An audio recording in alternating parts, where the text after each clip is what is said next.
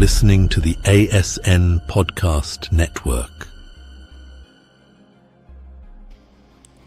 Yo, what is going on, everybody out there? Thanks so much for being here on this Friday night, the coolest place to be any Friday night, I could only imagine.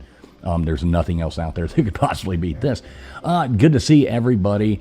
As always, we've got the philanthropist, world traveler over here, Instagram star Gutters Pub with us. How you doing, Gutters? Good. How are you, boys? Doing good. You've had the grandkid, so you've got the grandkid with you tonight? Yeah, so we're going to be dipping in and out. Just kind of bear with us. Well, that's cool. We can bear with you. How does one, 39 years old with a grandkid? It's just absolutely amazing. Yeah, I'm special like that. Right, okay. Not really. Oh, Baker, what are you doing, Mr. Producer down here? How you doing tonight? I'm doing great. Just getting I'm christening my new audio stuff. I like it. You sound great. Sound good. Now, like that since the other one was hit by microphone. lightning, it actually sounds okay. I'm not hearing the cracking and popping in my ears like I was. Yeah, that's always a plus. I hate that when you get that. Yeah, it was bad. Yeah. And I know it never came across on stream, but I could hear it. It's like, God, how is this not coming across on stream? I don't know. But yeah, breaking it in, still fiddling with the levels, but I think I got it pretty dialed in. Yeah, you could probably turn it up a little bit. But, not to be an audio snob or anything that. But you could probably come up just a little bit. So yeah, we're gonna, let's see, LW, the mouth of Houston, he's on vacation, and so is KJ. Nothing suspicious there, but it just so happens they're both, I don't know what's going on, but they're both out. So it's just the three of us tonight. But we are going to do our normal thing. We'll probably drop the link a little earlier than normal tonight for any guests that want to come up one at a time and talk about something. We'd love to hear from people about your local urban legends or anything like that. We've got a handful we're going to talk about. We think it might be kind of creepy, fun, something easy to do, kind of a lighthearted night. But we do thank everybody for being here. I do see we've already got some fine people coming in. Mr. Mitch, good to see you. Matt Dummett, Kentucky Blue Balls, Nate the Great. Hope you're feeling better, Nate. Let the big dog eats up in here. We got Gixer Squid, SO. Who we got here? Mama Cuddles. I guess that's how you say it. Yeah, it's hard to read. I got a little glare on the thing. Good to see you over there on Gutter's channel. We got Dozer in here. Good to see you, Dozer. Nightbot's coming in here. Probably drop a bunch of annoying stuff. Gutter's Pub is in the chat as well. This is streaming live over on Gutter's Pub channel. It's going out, obviously, over here on Traveling Fools channel. And it's also going out live on X. So we do appreciate everybody being here, no matter which part of the interweb you are watching on. So there you go. Somebody else take it away from there. Well, I'm glad you're all here tonight, and it should be actually pretty interesting. We definitely want the chat's input. So just bear with me here. We definitely want the chat's input as we go along. So we're kind of excited to get this rolling, but we're going to let Baker kind of take it away. Yeah, so as far as urban legends go, I think that everybody, and depending on what geographical region of America, you all probably have that one haunted house in your town, or you've got this rickety old bridge in your town, right? You've got something, and that's kind of what we're here to talk about. But we have some more well-known urban legends to kind of go over as well. Things like Slender Man, which I don't really know a whole lot about. Chupacabra. What was the other one? Fools. What was that doll that you know about? Oh yeah. We'll wait on that one. I'll jump into it in a minute. So one of those creepy. Creepy Key West. What the hell's his name? Oh my gosh! Now I'm trying to think of it. Robert the doll. Yeah, down there. Oh. That's always creepy. Always creeped me out seeing that when I was young. Yeah, so we've got that. We just, I don't know. It's just going to be kind of all over the place. I've got some videos to share. Some of them aren't really urban legends anymore. They're kind of true. But they started off as kind of a conspiracy slash nobody believed it slash, oh, well, it is actually true. So we'll get into a little bit of that later. But I am also really curious to see what kind of callers we get to come in and talk about their particular town legends, because it's always fascinating to hear that and I think that it always, all of the legends that you hear about, they're all kind of related in one way, shape, or form. You know, everybody probably heard of Bloody Mary, you know, or they have a different rendition of Bloody Mary. So yeah, that's kind of what we're going to talk about. So if you want to bring up my shared screen there. All right. Yeah, the Bloody Mary one, that one, let me pull this other one down. The Bloody Mary one, that one's always kind of, I don't know, always seem kind of cheesy to me. But I guess a lot of young, you know, isn't that more like for teenage girls would always do that kind of stuff? I don't know. I mean, I did it. I remember doing it when I was, I don't know, 9, 10, 11, something like that. You know, it's one of those things where you hear about it from the upperclassmen in schools. Like, oh, you know who Bloody Mary is? You know, it just kind of gets passed on from there all the way down, right? But hey, I'll tell you what, man. Yeah, I remember in school, like they would constantly have people turning the lights off in the bathroom to do it when you're in grade school. So. Well, didn't Gutters? I'm not sure if Gutters she might be taking care of that. I'm here. Okay, cool. Didn't you have a different name for it or something like that? Yeah, Candyman. Well, not Candyman. That was a movie. Candyman was similar, no. That's what they would say though. Oh, people would actually say that. Yes, into the mirror. Because, like when you were a kid. It was. Yeah. It's similar. They did that. They did that back home too. Really? Yes. Yeah. Candyman was something the same. So was same that thing, based Bloody on Mary, a Candyman? Was that based on a real thing? I don't know. The movie, you know. Well, I think the movie was based off the urban legend. Okay, that's what I'm saying. Was the movie based off a real one? Yeah, that's what I think. But hell, I don't know. So maybe somebody in chat can set us right, because trust me, we're going to get a lot of shit wrong tonight, but it's all in good fun. Right, exactly. See Yamaha Biker coming in here too. Good to see you, Yamaha. KJ in the chat as well, saying Bloody Mary, Bloody Mary, Bloody Mary. Good to see you, KJ. We're missing you up here. Hope you're having a good time on your vacation. Jay Shipes, what's up, Jay? So anyway, let's go on ahead. So what do you want to do? What's Slender Man here? I don't know anything about Slender Man. What the heck I don't know is this? much about Slender Man. I mean, that's kind of like a new thing, I think, you know, as far as like what it was or how it came about. But I think it kind of started later in the 2000s. But it's based on a fictional character that originated from an internet meme. And somehow it resembled a thin, unnaturally tall man with a blank face, and he's always wearing a black suit. But the Slender Man is commonly known to stalk and abduct, traumatize people. You know, it's kind of like, in my opinion, I think it's kind of like the less violent version of Freddy Krueger. You know what I mean? The skinny one. It's like the skinny tall Ethiopian. One, right. This one would have got drafted in the NBA for sure. The other one kept popping balls. But it particularly, Slender Man would target children. But I don't think there's any particular story that Slender Man's like tied to that's like, oh, hey, this is what this is. You know, they've made video games about this guy. They've made references in movies. I don't know if they've actually ever made an actual Slender Man movie. I don't think so. But if they did, I wouldn't know, because this is one of those urban legends that I just don't give two shits about. I'll be quite honest with you. This was later on, like I said, in the 2000s when it surged into popularity. And of course, social media is probably the one that kind of pushed it, right? So Slender Man is, I don't know. To me, this is why we're starting with him, because I don't know a whole lot about him. Maybe there's some younger 39-year-olds in chat that can kind of maybe call up and tell us a little bit more. Maybe they've got a Slender Man experience they want to talk about. I don't know, but we're just going to move on from Slender Man, because like I said, I don't have too much information on him. Yeah, Gutters, do you know anything about Slender Man? Oh, Gutters is muted. She must be taking care of the baby. Yeah. So I don't really, maybe somebody else can call and add to that. I don't really even know much at all about Slender Man. So. Yeah, no, me neither. Well, now this devilish fiend on the screen is known as the Chupacabra, another urban legend, and that's been primarily started in America, but I've heard it even in the South. It started in Puerto Rico, I think.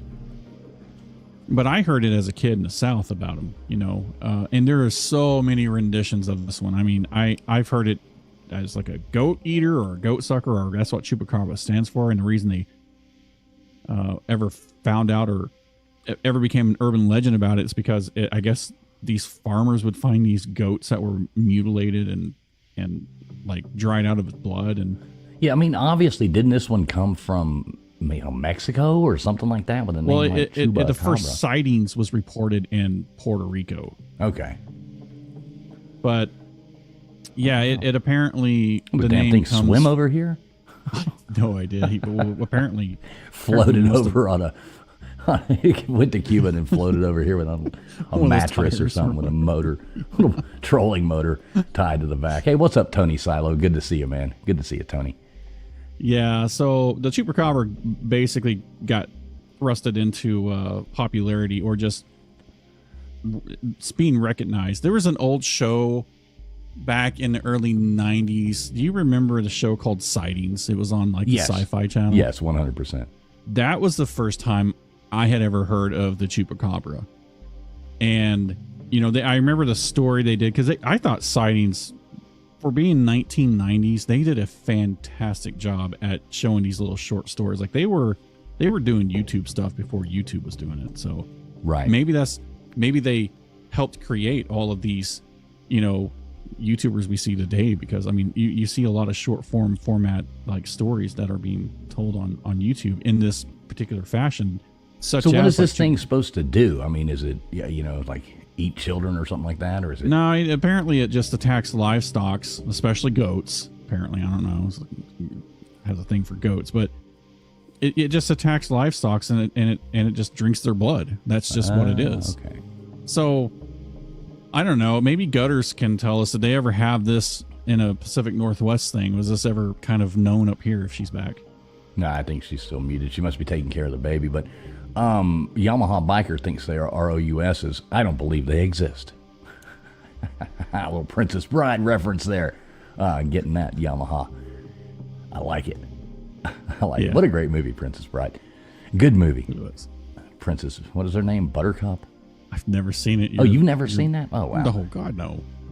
I was watching Bloodsport and fucking Rambo. Oh, man, Bloodsport. That was great. Bloodsport was It was great. a great Jean-Claude Van Damme. Remember when they took it? What would they do? Like wax and then rolled the broken glass onto their hands to make it better to fight? I don't remember that part. You don't remember that? Yeah, in Bloodsport. Remember they had to like take the wax and they rolled that was the one where they were fighting, and it was that weird. Yeah, it was that tournament. Yeah. I'd almost tell you it had the. What's his name? Was it not Randall Tex Cobb? But who was the other guy? I forget. I don't know. Anyway, moving on. I watched it when I was a kid. Yeah, Cyborg was great too. But we don't want to turn this into a movie stream. No, of course not. Don't get me started on movies. You know where I'll end up. Yeah, so Chupacabra, don't know a whole lot about it, but I guess it comes in there and raids people's cattle in the middle of the night. Yeah, and again, if somebody wants to call in later on and maybe they've got a story about the Chupacabra they want to elaborate with, I'd love to hear it. Just the information that I've not even read about, but like I said, I remember watching it on the show Sightings. That's pretty much all I know about this. But this you got Gixer weighing in, see? He says the Chupacabra has told the children, especially in Mexico, to make sure children don't wander away from the house, especially in Chihuahua, I guess, Chihuahua. I don't know how you say it in Mexican. Well, again, I mean, wasn't like Santa Claus also kind of a thing? Or no. What was Santa Claus's evil? Krampus? It was Krampus, Krampus, right? Yeah. Wasn't that kind of a thing for the Germans to kind of keep the children in line too? I think so. Yeah. Krampus. Again, did you watch that movie? Legends, right? No. What a great Christmas horror movie. They need more Christmas horror movies out there, Yeah, maybe they do. I don't know. So this rickety old bridge, just to kind of move away from Chupacabra, because again, I don't know much about it other than what I've said. This rickety old bridge, this is one of the urban legends that I knew about when I was a kid back in the great state of Oklahoma. This particular bridge is known as the Crybaby Bridge. So story goes is we had a lady that was riding in a horse-drawn carriage. She had a kid with her and was caught up in a storm.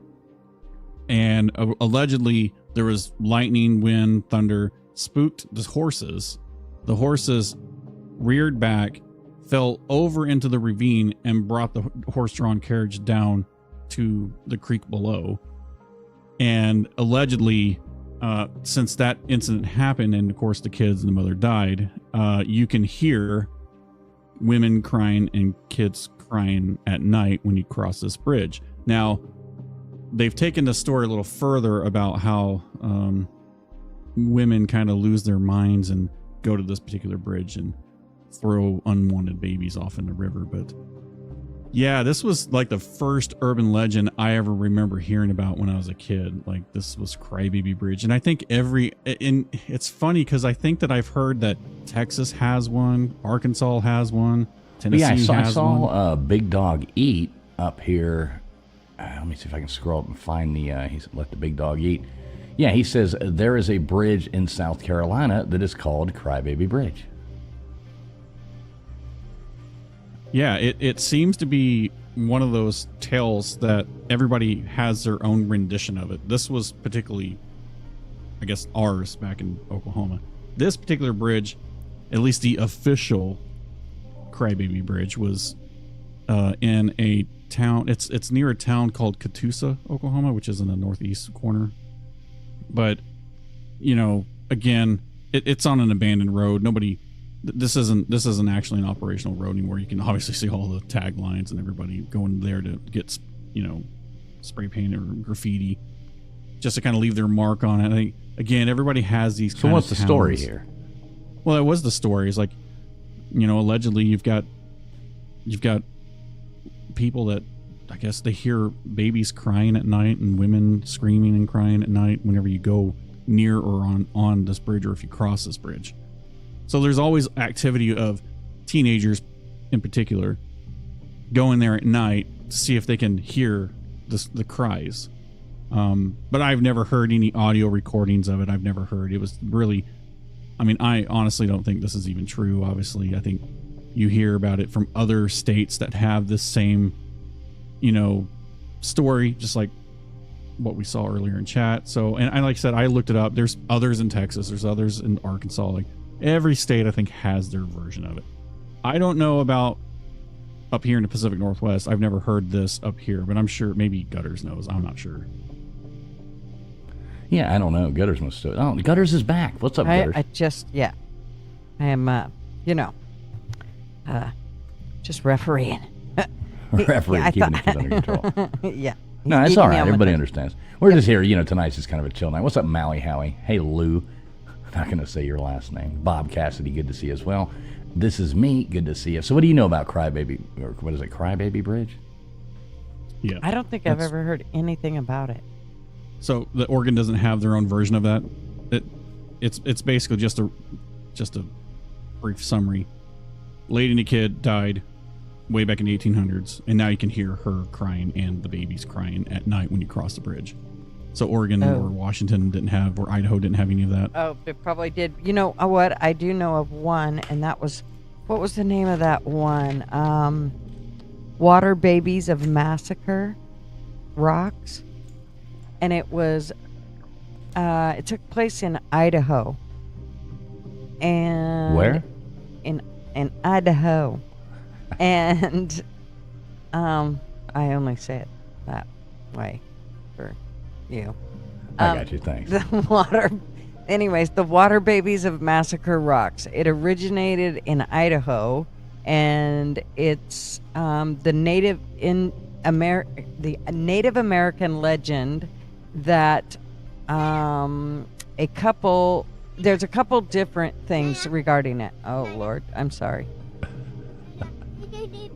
He just wants to join in, tell his own urban legends there. Right. He's telling me about the dog because she's out in the kennel and he wants her inside, and I'm like, yeah, no way. So there is an urban legend about this woman in Oregon that tortures dogs and puts them in tiny little cages, right? No. Her name is Gutters. She will come and steal your puppies from you. Yeah. And she's not a tiny little dog. Let's just be honest. She's a red heeler. And it's just a tiny cage. Well, no, it's a kennel. It's huge. I mean, you got to live in it. It's huge. I'm not kidding. It's like 12 by 12. Yeah.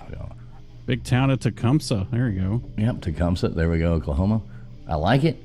So with the water babies of Massacre Rock, they actually, there's a couple different places, but one of the most famous places was Pocatello. And they said there was a mischievous or malevolent baby or dwarf-like creatures with some tales placing their origin as drowned Native American babies during a famine. So, and that sounds creepy. Mm-hmm. A little creepy. Yeah, like a weird. Who was? Oh God, what was his name? Who was that guy that was just?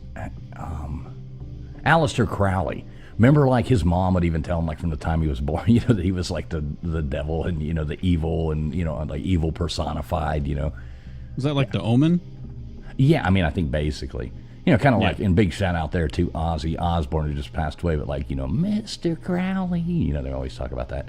That just made me think of that when she was talking about even from a baby being evil, Yep. Yeah. Yeah, and, R.I.P. to Hulk Hogan as well. We can't, not give that shout out. That really sucked to hear. Hulk Hogan was, Thunder Lips in Rocky 3. So. Oh, my God. What a great thing. Good to see you. This is me, Logical Spark. Jesse's in here. I hope you are cleaning well, Jesse. Good to see you. Kill. I'm going to get down to this one. SO's in here. Good to see SO. We have Kilburn. Kilburn says reposted the stream. Much appreciated, buddy. Much appreciated. Yeah, thank you so much, man. Much appreciated. Vapion in here too. Kim. Good to see you, Kim. Yeah, everybody being here. Yeah, everybody being here. We do appreciate everybody being in here, checking us out. It's fun. We're just having a good time Friday night talking about some weird shit. Yeah. So this one was kind of what we preluded earlier when we gave our introductions. This was more of the Bloody Mary concept, and I think most people, again, as kids, knew what that was. You say Bloody Mary 3 times in a mirror, Bloody Mary appears, and then la-di-da, right? I remember doing this as a kid. Do you guys remember doing this? I personally never did it. I always thought it was more of like a teenage girl thing. So that's probably why you did it. But exactly, I was always hanging out with them. Right, exactly. There you go. Yeah, I personally never did like the Bloody Mary thing. There was something else. I was trying to remember what it was. There was like another thing you could say, look in the mirror and say these stupid things. Well, it was Candyman. That was what Gutters was Well, no, it wasn't to. that. It was something else, and I can't remember what it was. Gixxer remembers it, yeah. I think that Beetlejuice, actually, the concept for that actually came from the whole Bloody Mary urban legend. Beetlejuice did? Yeah, I think so, because you say Beetlejuice's name 3 times and he appears, and Beetlejuice was actually a demon. And I am not a demonologist of any sort, but I for some reason recall Beetlejuice being mentioned as a demonic figure, and you say his name 3 times, but of course Tim Burton made it into like a I don't know, if I wouldn't say it's a comedy, but it kind of was funny. Yeah, I liked the movie. Did you watch the new one? No, I didn't give it. Yeah, I have not seen that either. And I heard the new Happy Gilmore is out as well, and I haven't seen that either. So, yeah, I don't know what happens if you say Happy Gilmore in the mirror 3 times. Yeah, what if you say Happy Gilmore in the mirror 3 times? Chubbs comes down from heaven and haunts you, and then he takes off 8 strokes off your game. Right, exactly, on golden tee. Yeah. So we won't spend a whole lot of time on a whole Bloody Mary. I think that most people know what that is. So, do you guys want to say anything final about this before I move it on? Well, I'd like to know, I think Gutters is back. Gutters, did you ever play that, I guess play, it's kind of like a game to me, but did you do the Bloody Mary thing or the Candyman thing or, whatever the heck it was that people did up there? I never did. I was always a little spooked by that. Same thing with the Ouija board. Yeah, I didn't mess with that either. Oh, don't get me started on the Ouija boards. I was too scared. Dude, Ouija boards are flat out just creepy. Mm-hmm. And where did the concept of that even come from? I don't know, but it's a bit freaky. Yeah, it wasn't Milton Bradley. Milton Bradley, yeah, the demon Milton Bradley. We played with one time, a bunch of us did when we were in high school. Of course, it was like Halloween or something, go to the graveyard. There was like this old place with like this witch's graveyard. And we go and check it out and do that. And it turned into some freaky stuff, but you look back and you were, 16, 17. Was it your mind or was it, you know what I mean? Like, are you creating that stuff in your mind or... So I really don't know on that. What's up, Pigskin Pete? Good to see you, buddy. And good to see you in here, Andrea. Hey, Andrea, I've been working on your email there. I've been working on trying to figure that out. I'm going to email you back. I actually spent about an hour earlier trying to figure this out. But, yeah, Andrea, I got your email. I'm working on it. And I hope everything is well over there in New Zealand. Yeah, we got them pouring in. I know. I like it. I like it. Thanks, everybody, for being here. Yeah, Frankany. This is streaming out live on Twitter, X, whatever, Gutters Pub channel, and over here on Traveling Fools. So, yeah, we do appreciate everybody being here. So what else you got for us? Well, I'm going to let you take it away. We're going to talk about Robert the doll. All right, so this is one of the creepiest things. Anybody who's ever been to Key West, so I'm going to, I'm spitballing this, going off memory, kind of what the story was. So if I get it a little bit wrong, nobody critique me on this one.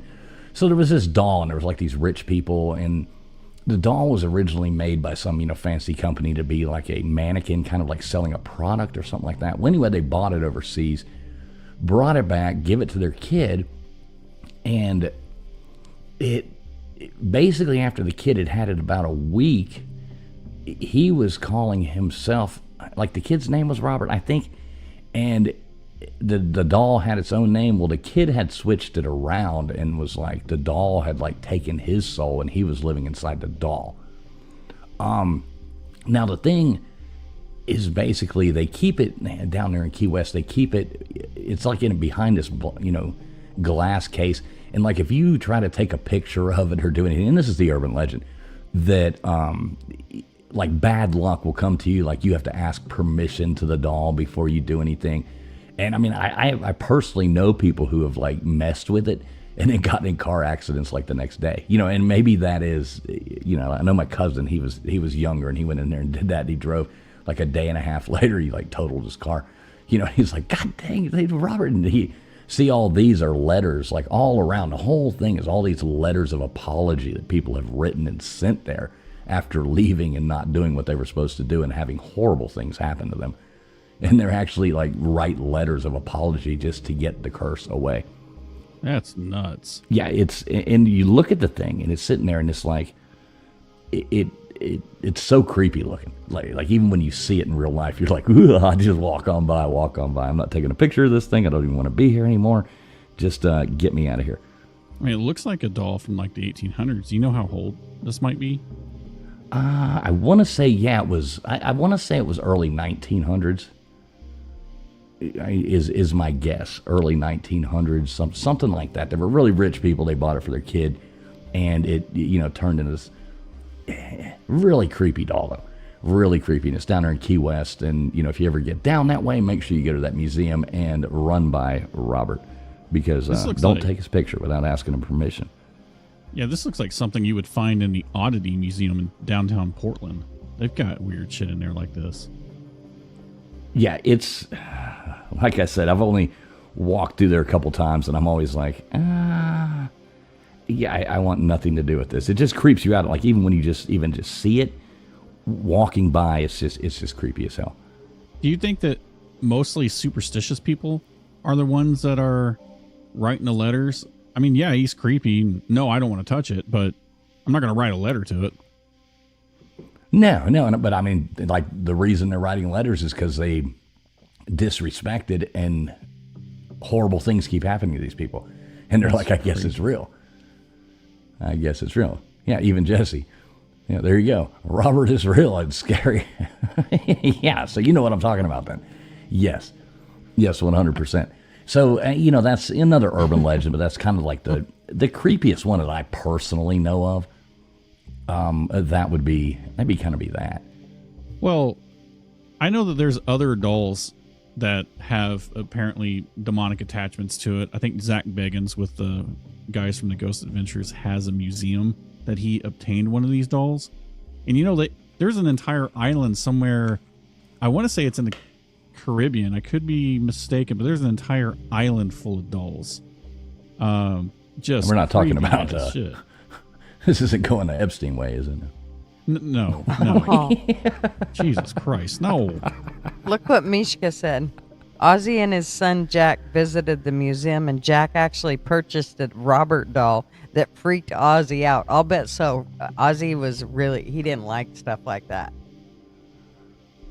He would know. That's hilarious. Oh, so they actually sell? Oh, no. I didn't know. Sell replicas of the doll? There's no way. I guess must so. be. Who the hell would buy that? I know. No, and what's up, Mishka? Good to see you.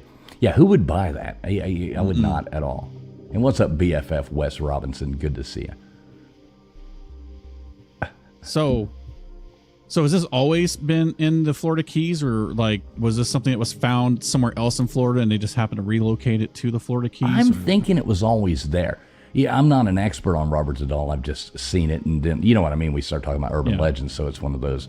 Yeah, it's kind of like Mishka, kind of like Annabelle, kind of the same thing with the the haunted doll. But I mean, this one really has hit home and freaked out a whole lot of people. So, oh hell, you could even buy them on Amazon.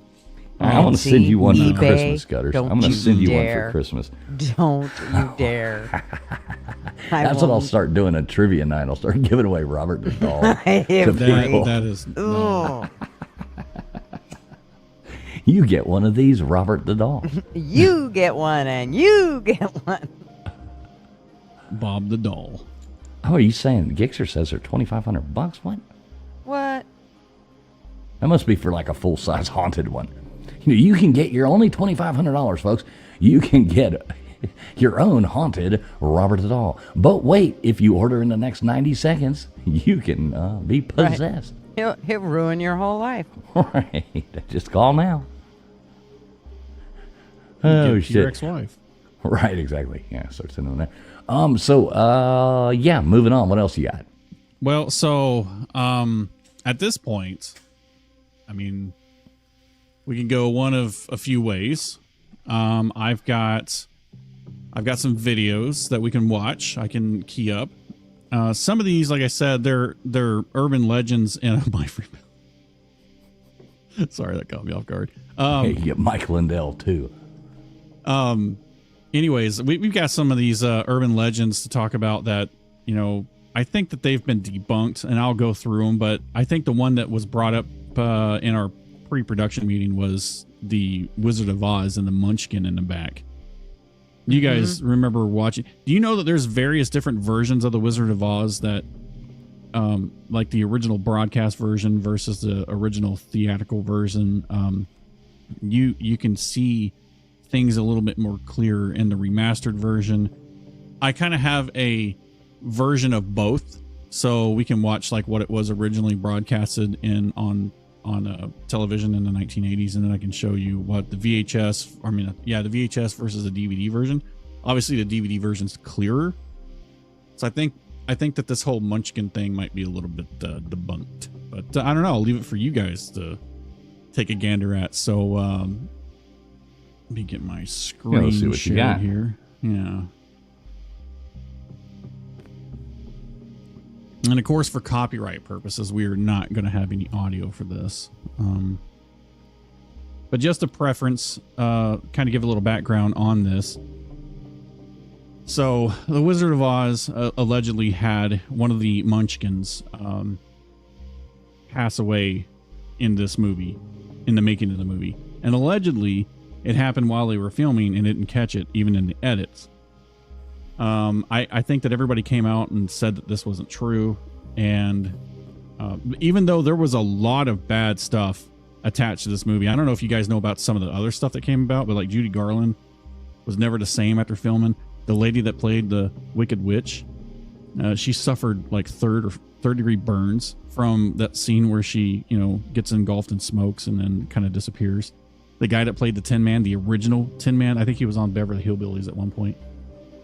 They used aluminum paint, like paint with like aluminum flakes or something in it, and he breathed it in, and it coated his lungs with aluminum, and he was like on set for 10 days filming before he got sent to the hospital, and that he had to drop the roll, and then makeup artists came up with a different way to paint their skin silver instead of using aluminum. There was all kinds of weird stuff with this movie. Yeah, they say it was like cursed. There was like a lot of curses. Well, I believe it. I mean, just like the Poltergeist movie being cursed, right? Mm-hmm. But yeah, I'll play this, and I'll try to point out where it's happening at. Let me get this going here. So yeah, you'll notice you have to in the pay background, attention. I like this. It's back here in the back right here is where it happens. Mm-hmm.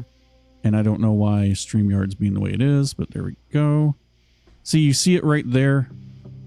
Allegedly, that's the Munchkin hanging. Let me go back and let me slow it down. Yeah, it's at a certain angle though.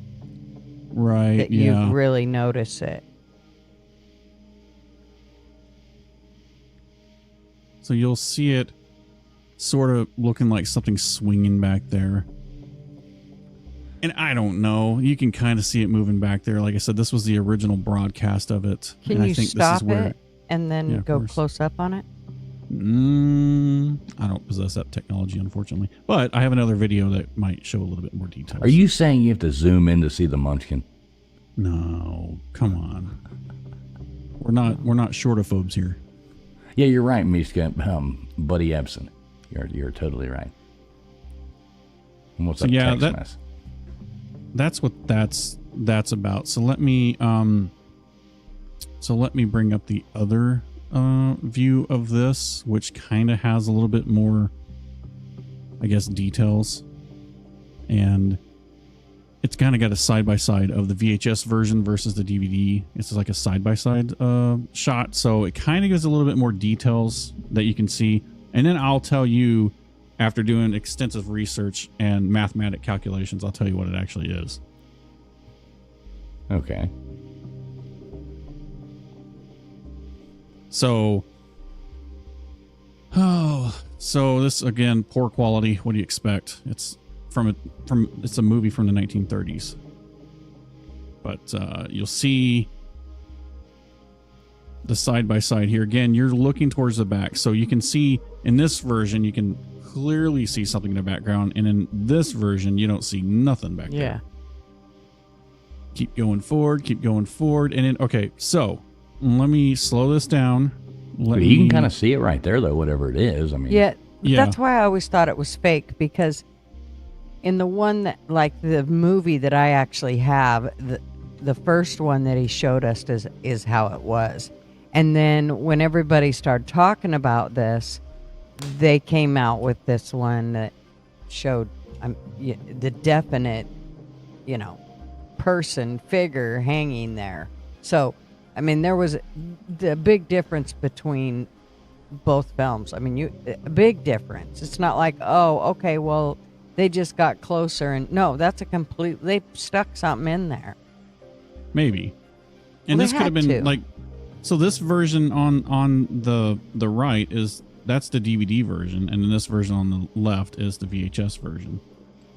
So yeah, you could so be it's right. like it's gone in the in the newer one. Maybe that's what it is. Yeah, so let's back it up a little bit and kind of I'm playing it at half the speed now. But you'll notice over here you'll see something flicker.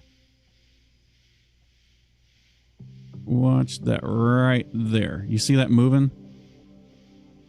Right. Mm-hmm. I'll just let it play out a little bit. But it's not even in the same area. I mean, it's like it's behind the tree. Yeah. So do you see that right there? You see that? Yep. Okay. Yeah, they took it out. No, they didn't take it out. It's just it cleared it up. Allegedly. So you think that was like something on the film? No. So, back in the 30s, they did a lot of different perspective, like photography to kind of like, for example, like in Star Wars, they were never really in space. It was like little models, and then they'd have the camera close it up and do all the movie tricks with it, right? So supposedly, that's what this kind of is too. Apparently this background was kind of an edited shot that was moved up close, and they say that's a bird back there. Ah. Now you can kind of see it whenever it kind of plays. You see it kind of moving its head around. I think there's a still shot. You can kind of see the outline of wings there. And let me see if I can stop it right on cue. Oh, it didn't do it. So you can kind of see where it popped out and popped back in. Now that I know that it might be a bird, it kind of looks like a bird. Right. And it's using some kind of art of perspective photography that makes it look bigger because the background's been, blown up. And yeah, so who knows how this works. The Wizard of Oz, this like is a valid question for you that I highlighted. Oh, that's fucked. Hey, so go back to that video though. Look, you can see there's something walking on the path. Let me bring it back up. Something walking on the path. Where was it at? Let me just go back. You just tell me when to stop. On the old one. Uh-huh. Up to the right. Oh, to the right over here. Yeah, it kind of goes across the screen. Just watch. Watch. And you got to think, when was this movie filmed? Was it 39? Oh, it was a long time ago. Was it after they crossed or before they crossed? Oh, maybe it was them. Oh, there it went right there, whatever you were talking about. Something went across there. I think it was them. I think it's their shadows. Yeah, I think it was. And there's a lot of artifacting. You got to remember, like, they digitized this movie, and as anybody knows, when you take anything from analog to digital, you lose a lot of quality, and then you've got to digitally re-enhance it back in. And so there's a lot of artifacts that kind of show up, and that's just how it works. But who knows? Let other people decide on what they think that is, because I don't know. Yeah, I don't know on that. I mean, there's so many different things it could be. Plus, it's what year did you say it was? I said 39, but that might have not have been right. But no, I think it's the 1930s. I don't know. Yeah, I want to say it was late 1930s. But yeah, I mean, there's so many things, and I mean, there's no way that they, especially back then with budgets and things like that, they weren't perfecting any kind of movie. Like if something went wrong in the background, they weren't going to reshoot it. You know what I mean? Of course not. And this, I think this was even before the Film Actors Guild and the unions that were created, because they used to mistreat actors all the time. Oh yeah, Gixxer, I'm shocked the minute of footage wasn't missing. Yeah, 100%. Oh, we keep going back to those jokes. What's up, P Digits? Good to see you too, Esso. I don't know on that one. That's kind of just crazy out there. Mm-hmm. What else? You said you had a couple, crazy ones. I do. So, if we're done beating up the Wizard of Oz and movies, do you both remember the horrific tsunami that happened in Japan in 2011? Oh yeah, 100%. So there is a couple different video footages of this white mist that was caught via somebody's camera, and then it was also caught on live TV. And what I'm gonna do is I'm just gonna play it and let you guys come to your own conclusions. But I will say I found so I've got the original real footage of it, and then I've got a negative version of it that kind of marks it out clearer. It's kind of hard to tell, but I'll just share my video screen again, and we will. I guess we'll just explore this together. Yeah, this one, I know what you're talking about here. This one's pretty creepy.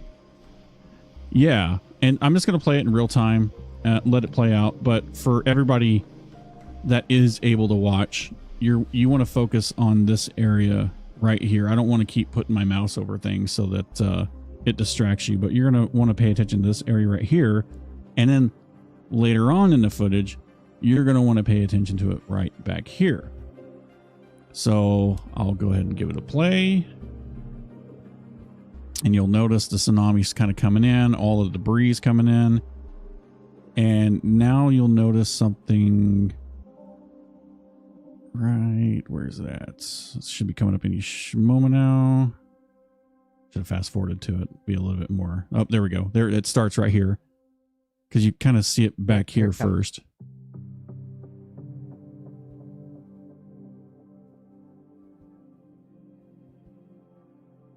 Okay, so this is known as the creature of the tsunami. And nobody has any explanation about what it is. Now, this isn't the only camera view that I've got of this. This is what makes this is the part that kind of gets me a little bit. And give it a second, it'll pan over. This is that one that you saw last night, by the way. You were correct. I didn't catch it until I found this footage, and it slowed it down. Yeah, so this thing, what do you think this is? I mean, does this make sense? I don't know. At first, I thought it was maybe some like air pockets in the ground, and the tsunami was pushing the gas up and making it look like, you know, something was spewing out of the ground. Spurts. But I don't know. I mean, just looking at the footage and what happens here. Keep your eye on that spot, you guys. Here it comes. Right there. See, there it is, right there. I have absolutely no clue what that is, but it looks like it manifests into some kind of a creature, crawls up the side of that building, and then kind of disappears a little bit. It's kind of crazy. So it goes there. I don't know. And then it's going to... Yeah, the slow motion really creeps you out right here. Because it kind of like morphs into a figure, and it almost look like it's... Like it's climbing on all four legs, like a cat or something. Ah, it is weird. Yeah. I'll just wait till I show you the other ones. And what year was this? 2009? This is 2011. 11? Okay. Yeah. He was clearly using the iPhone 2.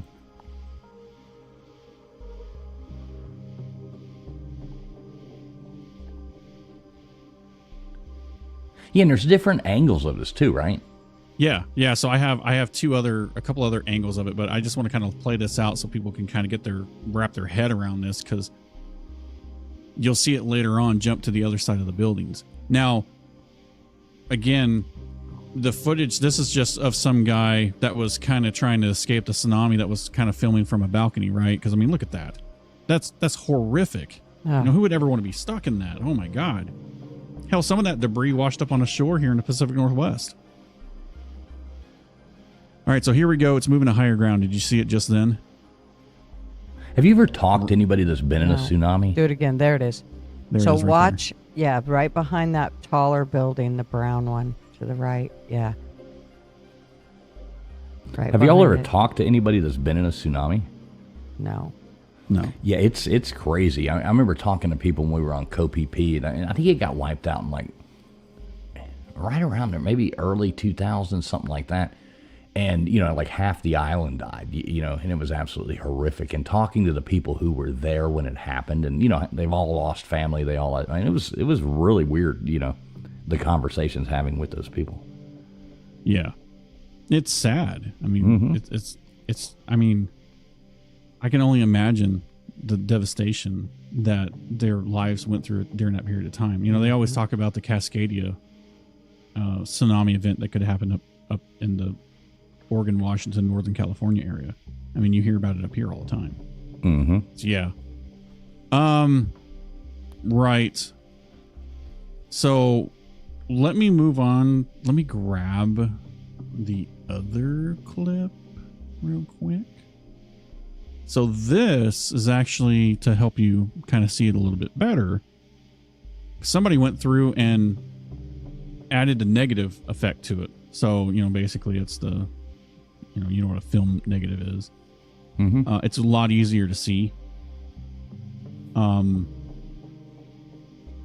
And it's only a minute 42 on this one, but I'm kind of fast forwarded through some of it. But you'll, again, it's the same angle, same footage. We'll just play it here and you'll see it a little better now, because now it's a negative. You'll see it crawling up the side of that building. It's just crazy. Yeah, you see it back there. That's where it first came out. Bounces up. Yep. Then he's going to pan his camera around. just kind of taking in the shock and awe factor of what's going on. And there it is again. Does that just, I mean, it's just creepy. I mean, it's probably something very explainable, honestly. But it's still fun to like wrap your head around. So I was like, wow, what was that? Yeah, what was that? I mean, it is creepy to look at. Yeah. Yeah. Well, especially when you see it do it again behind that building. Right, yeah. I mean, it's obviously the same type of thing. Gixxer said, well, could it be a whale spout? That's the first thing I thought when I first seen it. Well, I don't think a whale's going to be in that shallow of water, though. Well, I don't know. Tsunami, you don't know. I mean, yeah. Well, here's the deal, though, is I don't think that the shape of the water would change so much like it does. Right. Yeah, I don't think so either. Normally the water, if you see a whale spout, it just kind of dissipates. It shoots up and then kind of dissipates out like a fountain. And well, it would come back down. It wouldn't keep going up. Exactly. But I don't know. I mean, I'm no whale specialist. Right there. There it is right there. Just, I got it slowed down as slow as I possibly can. I feel like I'm watching Aladdin. I know. I don't know. I don't know. I mean, just, like I said, it's one of those things where it kind of looks like it morphs into some kind of a four-legged creature and crawls up the side of the building. But see, like if it was doing something like what you said, like a whale spout or something, like why does it just looks like it moves all at once in the same direction? You would think that way the water's moving, that it would leave a trail. Yeah. But I don't know. You would think so. You would think so. But yeah, that's oh man, it's crazy stuff, right? Kind of creepy. It is. Yeah. So it will make you kind of, freak out a little bit. Yeah. So I have the live news footage of this happening, right?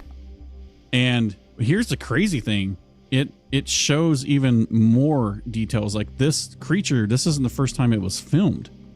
So this is what adds like the whole like substance to this whole thing, because this wasn't the first camera that caught it, and it wasn't from like a person on the ground. This was from the helicopter.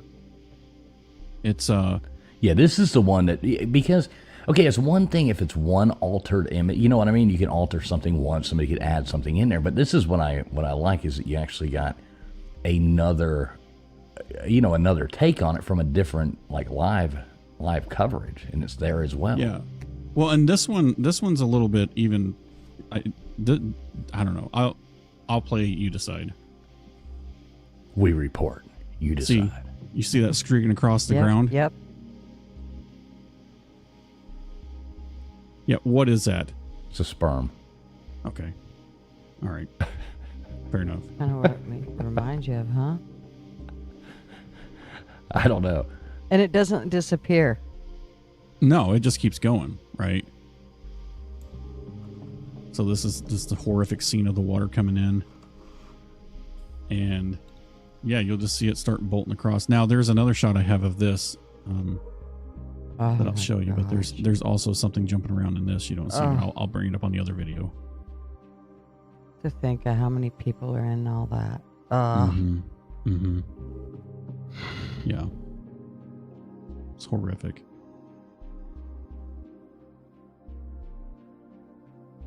I mean, you almost don't have words, even though what's been 14 years later, it's just so tragic. But yeah, here we go. Here it is. Forming and running. Look at that water coming in like that. Right there. It's coming up at the top left corner. Do you know what the death total was here? I mean, do you know? I have no idea. I'm afraid to look, to be honest with you. Right there. There it is, coming across the screen. So that's that same damn thing that was in, Yeah. Well, that's what I mean. Is like, I don't know how this is possible. I mean, is it possible that this is some kind of, again, artifacts that's showing up on the screen? You would think that in 2011 they would have technology to get us past that. Who knows? Yeah, I have no idea. That's pretty crazy. Right. Yeah. So I have. Let me make sure this is the right one before I do. I love reading the chat. Good to see everybody in there. Anybody watching, really appreciate you being here too. I'm laughing reading the chat.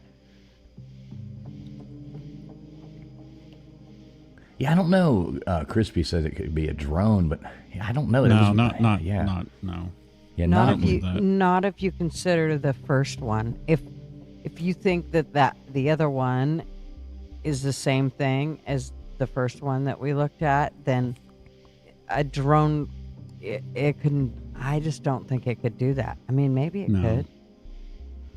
We got the shadow people in here. Holy cow. We're all screwed now. What's up, shadow people? I love the name.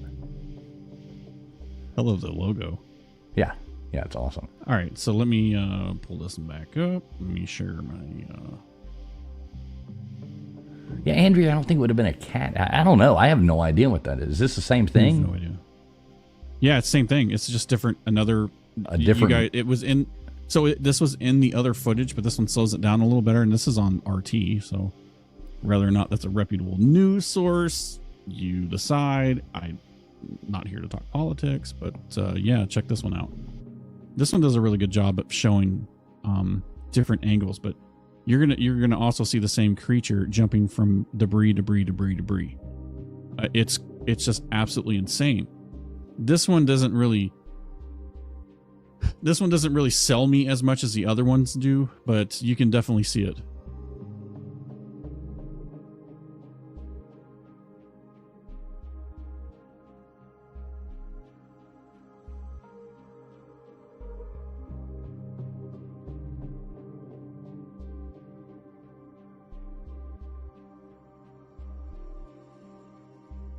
I missed it. Well, just wait. It'll go back through it. This is kind of letting it do my job for me so I can, take sips of bourbon.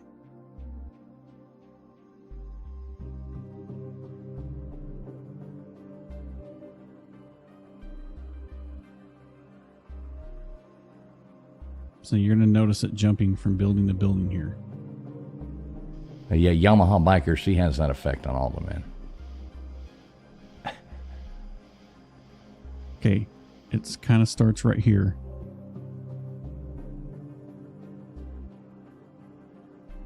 Where? Yeah, you'll see. Did you see it, Gutters? I didn't see it. I didn't see nothing. Just the suspense is building from this, okay? My eyeballs are watering from this. Right. Oh, you're squinting and looking at it. All right, see it right here. I'll just help you out here.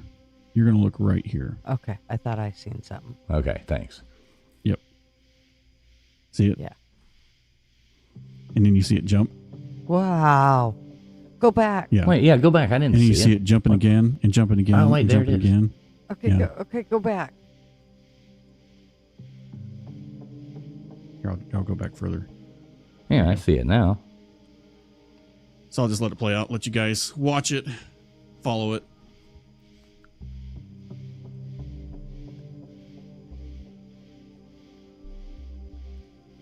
What's that beer in back roads? You think it could be a mouse? I mean, mouse as in, on a computer where somebody's... No. No way. Well, what do you think it is, Baker? I mean, I don't know. I mean, the logical side of me thinks that it's some kind of a, gas line that broke and it's just shooting up water over the area as the water's moving over it. But I don't know. It reminds me of a cat. It does remind me of a cat too. But it's like, I don't know. Like I said. Because watch how it jumps. Yeah. What's interesting is that, you see it jumping around. It does kind of run like a cat. Mm-hmm. It does, but I mean, that's a big cat if you look at it if it's the same thing, so we're looking at it like that. That's not the same thing that we saw before if it's a cat, because that other thing wasn't a cat. No, and I agree. I don't think so either. But what I find interesting about the entire, tsunami thing is that you saw this on different cameras in different locations. It was like there was multiple of these. Right. So, yeah, I don't know. Well, and that's kind of where I look at that. That could have been a cat. Is that the same thing we saw before? I don't know. I mean, looking at that one, yeah, that definitely could have, it did move like a cat. Yeah, it did. And I'd be curious to see what chat says about this. I know there's got to be other people that's seen this. I know I can't be the only person that's ever seen this. No, I've never seen it before. I mean, until you showed it to me last night, but Right. Well, I didn't show you these other ones, though. I wanted to hold off. And we just seen the first piece. Right. Well, the next two you guys have not seen. Well, you might have, and one of them's got a couple million views on it. And before we jump ahead, I will say, to me, it's a little disturbing. I'm not saying there's anything graphic that shows, but if you get freaked out easily over noises, it's a little perturbing. But we're gonna play it with the sound on, so you guys can hear it. Hopefully, it's loud enough and it comes in through loud enough for chat. So, yeah. He's waiting for a clown to pop up. Let's see. We could probably make that happen. Are you scared? There's your clown. All right, so what do you think? Japanese tsunami cat, gas main break. I don't think they were the $6 million man exactly. I don't think that was. I think what we were looking at there at the end isn't the same thing that we were looking at before. Me either. I think that right there was probably it. That looked like a cat. You could be right. Yeah. And I'm not here to say one way or another. I'm not like definite like no, this is what it is. Right, no, those like the first one could have been something different. This last one could have been. But what I don't understand is that white streak that's going across the field, going at what seems to be the speed of light. Yeah, that one made absolutely no sense. I have no idea what that was. And that was the same. Like those two, I can, like, you see the one going across the field and you see the one climbing up. Those looked identical. And by the way, how good is the agility of a cat if it is jumping from building to building and not, it's like playing lily pad hop like a frog across everything. It's like, that's one hell of a cat being able to do that. The one going across, because we've seen drones and who knows how long they've been around. But because we've seen the drones and we've seen how quick they can flash and move around in the sky, I do almost wonder if that's what that white streak was. But the one that goes up the side of the building, that one I'm completely clueless. I don't understand. It doesn't make any sense. I mean, if you think about, even if you were to think about a gas line, it's not going to come out white. And if it's water, it would not have fallen like that. It changed form. That first thing, I have no idea what that is. I don't know. I just remember when I first saw it, I was like, what in the hell was that? It's one of those late nights scrolling on YouTube, and I found it. It was like, oh. And then I was obsessed with like seeing if I can find other video of it, Well, and then it dissipates. So it's not even like, oh, well, there it goes. No, it just dissipates. It's gone. And then a couple seconds later, you see it over behind another building. That was weird. Yes, that was weird. But the other one, I mean, I could kind of go, okay, well, maybe it's a drone or something could streak across there. And then, the one that's bouncing around, that one almost seems like a cat to me. It does. Right. Mm-hmm. So I think that in conclusion of this whole tsunami thing, we don't know. It could be a multitude of things, but it is kind of fun letting your mind kind of wander in that direction. It's like, oh, is there something maybe there's something to this. All right, we'll bring it up. All right, so this next clip, again, I just want to preference that to me, the sounds in this is disturbing. It might disturb younger folk. Maybe not. Just throwing it out there because we want to be a family-friendly show. So I just kind of throw it. But there's no cuss words or nothing. It's just a little unnerving. So this particular video is from a security footage of a hotel. And needless to say, I'll just play it and let you guys hear it. I've got it turned up. I hope it's not too loud. If it's too loud, I'll turn it down. Maybe I'll start it a little bit down just in case. But yeah, we'll just play it, and you guys can hear it for yourself. But you can hear the radio conversation between the security guard and maybe the front desk person. And this is all the video footage that they spliced together. So here we go.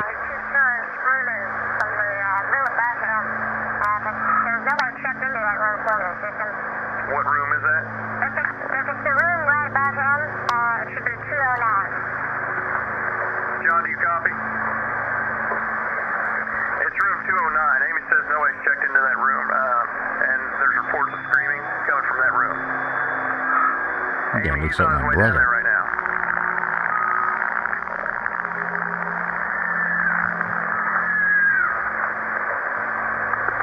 What's going on, John?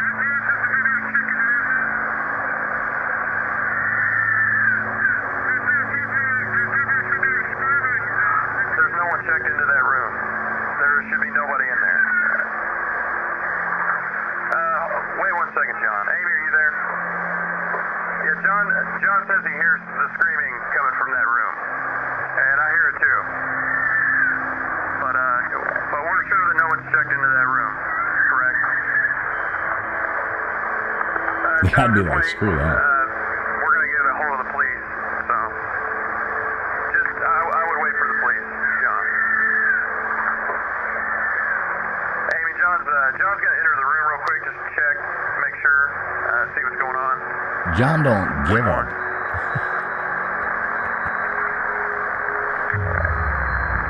Yeah, there's no way I'd go in there. You see that little mist walk out? John? Yeah, what was that? Some kind of mist. And I have no idea if this is actually real or not. Okay, Amy, John wants you to call the police right now if you don't mind.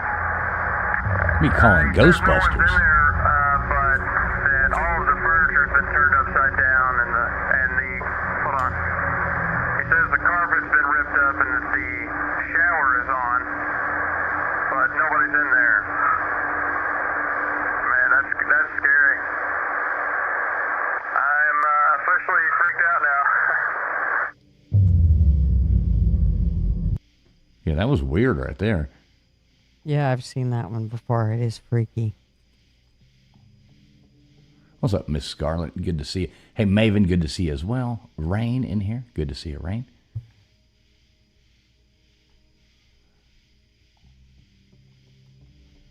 Yeah, that was... Are you replaying that right there?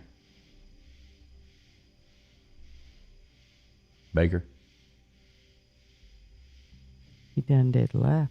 Yeah, I don't know what happened to Baker. We can't hear Baker anymore. I see his mouse moving around now. Sorry. Oh, there you are. Sorry.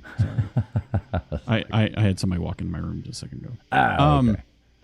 Yeah, so I have no idea if this is real. I'm backing it up a little bit. But you guys will see a little mist figure kind of come out through this little area here right after. You'll see this light will blink. But I have no idea if this is real. There's millions of views on this. Could it be real? Sure. Could it be fake? Absolutely. Who knows? But it's still kind of scary. Amy, John's gonna enter the room real quick just to check, make sure, see what's going on. Wait one. Sorry, right there. You see it? Yep. Well, that was weird. Yeah, you see it better that time. Yep. John, are you there? Okay, Amy, John wants you to call the police right now if you don't mind. He says no one's in there, but that all of the furniture's been turned upside down and the hold on. He says the carpet's been ripped up and that the shower is on, but nobody's in there. Man, that's scary. I'm officially freaked out now. So We're getting Could a be a lot of hoax. mix. We're getting a lot of mix from the chat here. Well, I would say hoax, but if you see that white, will you go back to it again? Let's There do it that is. That's it right there. So when you see that I mean, that it's a little. I guess you could replicate it, but. Oops. Yeah, you could definitely, do, replicate anything. Right. But I mean, the thing is, and it could be fake as hell. Outpost Nerds could be correct. Crispy could be correct. It's a hoax. I don't know. But I just wanted to show it and get your guys' reaction since I kind of felt like it fit the theme a little bit. Yeah, definitely. Yeah, but you'll see it. I slowed it down so you can kind of watch it. There you go. What's up, Hakuna? Good to see you. Hope everything's well in your world. Haven't seen you around in a while. Good to see you, Hakuna. Yeah. So, again, I want to ask you guys this, and then I'll start with you, Gutters. Do you believe in the paranormal?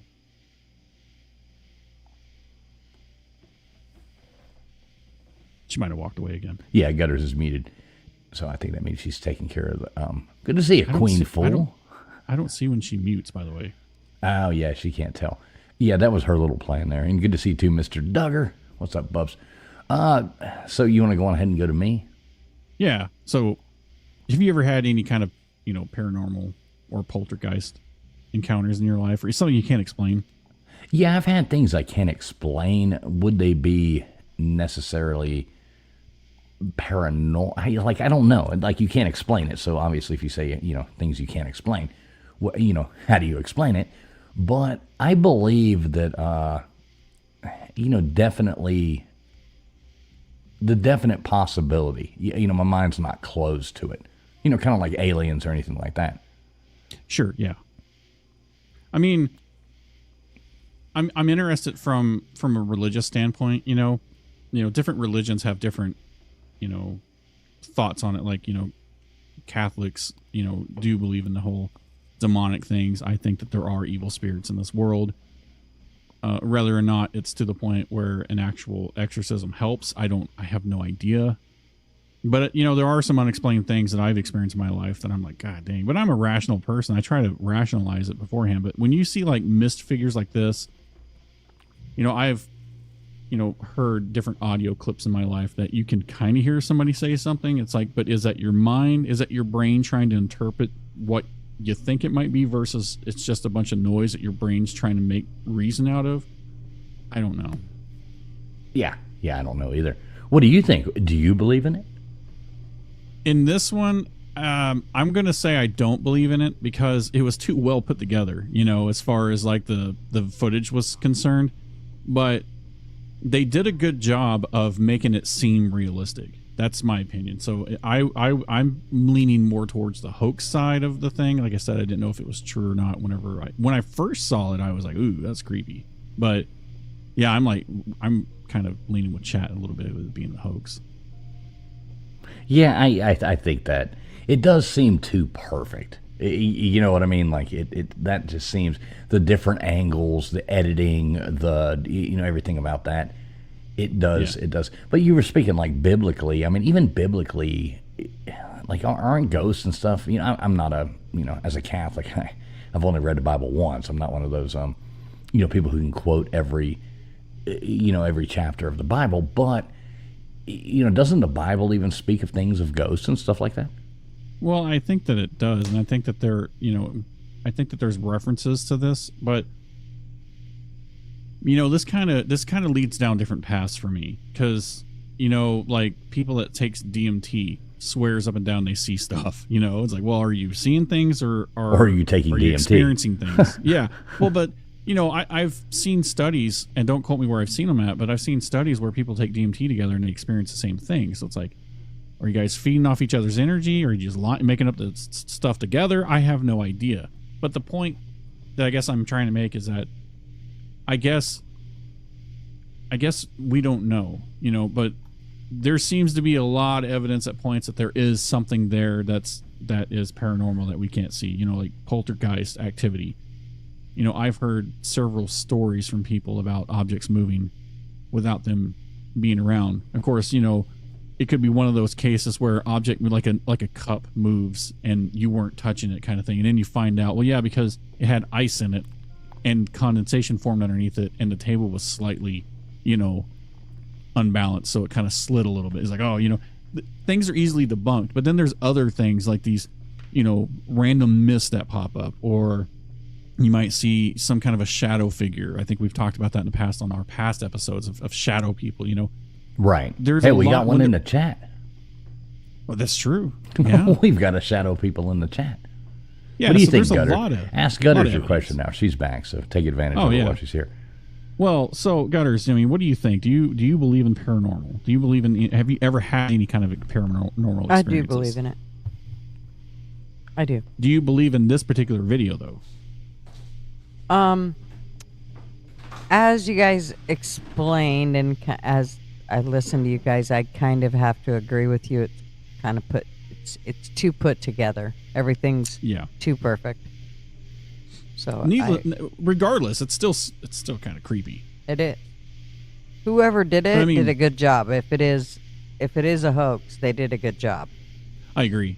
And the thing is that the events that happened in this particular video, it seemed like things lined up too perfectly. If you watch other ghost type videos, that are supposedly real, it's more slow going. You got to catch it. This was like all at once. There's a lot of activity all at once. And then I think the thing that made it kind of fake for me was the light flickering. That was like the camera seemed like it was definitely making sure it was in frame when it did it. I don't know. Maybe it could have been a coincidence. Who knows? But I just feel like this is a little bit of a hoax. Yeah. Yeah, I think a lot. Sorry. Did you ever have any paranormal experiences, Gutter? I've had a few. One maybe things you can't explain, kind of thing. Well, I can explain it quite well, and maybe it's all in my head, but I truly believe that I believe it happened. When my mom passed away, my sister had already died, so I was the last person. So I had to deal with all my mom's stuff, and one of the things that she had that I didn't get rid of, I ended up keeping, and when my washer and dryer went kaput, I put hers in our house. And after I got it down here and put it in, I put the first load of clothes in, and my mom was a huge stickler for not overloading her wash machine. And she kept really, really good care of her stuff. And so I put probably, 8 pairs of jeans in it right off the bat. And just about the time I put the 8th pair of jeans in, I felt my mom had a habit of smacking you on the back of the head, and she'd do it like just like that, thunk thunk, and it wasn't hard, but it was like just to get your attention. How was that again? So it was just like she was just trying to get your attention, like pay attention, like hey, halfway, So just about the time I put those pants in, on the back of my head, I felt that. And I went, I'm telling you what, I could not get from the laundry room to the kitchen quick enough where everybody else was at. I'm like, Mama, don't be doing that shit to me. I know it was my mom, and I truly believe she smacked me in the back of the head. So I went back out, and I ripped out 2 pairs of jeans, and then decided I probably better rip out one more just in case, because I was afraid she's going to hit me again. But personally, that is like one of my biggest things that has happened. And that was, my mom had only been gone, I don't know, maybe 3 months.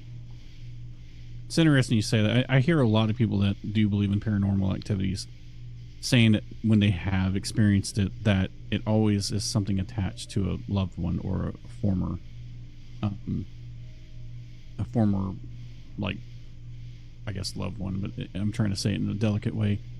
And it's interesting you say it in that perspective. I mean, like I said, I've had things that's happened to me. I try to rationalize it as something else. It's not that I'm not a believer. It's just, sometimes things happen that are so crazy. It's like, no way. Yeah, I'm kind of the same way. I mean, I do believe in the possibility it's like aliens or anything like that. Real quick before we go any further, you want to go ahead and drop the link here and see if anybody else. We're like an hour and 20 minutes into this. Is that cool with you guys? Yeah. Yeah. Have you got any other videos you want to show, Baker, or is that it? I have one more. It's not super duper long, but it's over the number stations. Well, cool. We'll bring bring that up. Tell us about that, and I'll go ahead and drop the link. We will bring like one person up at a time so people can tell their stories and not have a bunch of people talking over each other. I do like it that way. It's so much more peaceful. But if anybody does want to come on and give us their thoughts or anything like that, you're more than welcome to. So I'm going to drop that link right now. And Gutters, you can do the same over there on yours if you would like to. Done did it. Done it. All right, what you got for us, Baker? So, kind of preferences, and this is something that's been proven to be true. Okay. Number stations are what are believed to be encoded radio broadcasts that throw out a bunch of different numbers, and allegedly sleeper cells can listen to it and get their instructions via a one-time coder key. And then that's that, right? So there's been several of these number stations that have operated and disappeared over time. I'm going to let you guys listen to some of these, but most of the radio dorks in this world, ham radio operators and stuff, they know about these because they tune into them all the time. They're down in the lower frequencies, like the kilohertz level. So I'll just play a couple of these, but these are some of the more well-known ones. But these, like, if you kind of put on your spy caps a little bit and your whole government, like this is how the government operates in the dark op world. It's kind of crazy, but yeah, this used to be a conspiracy theory, which has now become conspiracy facts. So here we go.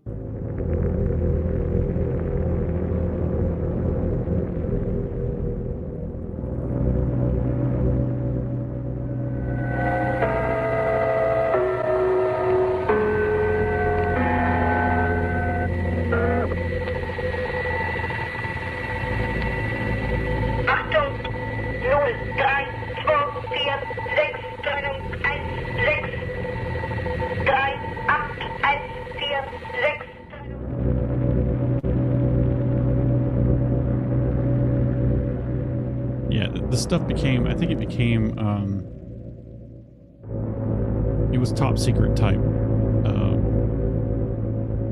classification, but it's been reclassified as of recent. Yeah, this is kind of weird. We already got I don't want to shit on this or anything. We already have two people in the back. I'm just letting you know. Yeah, this isn't going to be super duper long. Just wanted to kind of play some of the weirder, more like what the heck is going on here. Like I said, some of these are still in operation.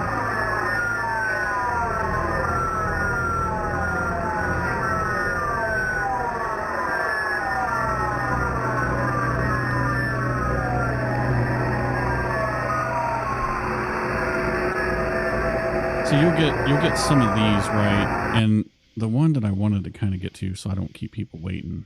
But yeah, this one's the this one gets me a little bit.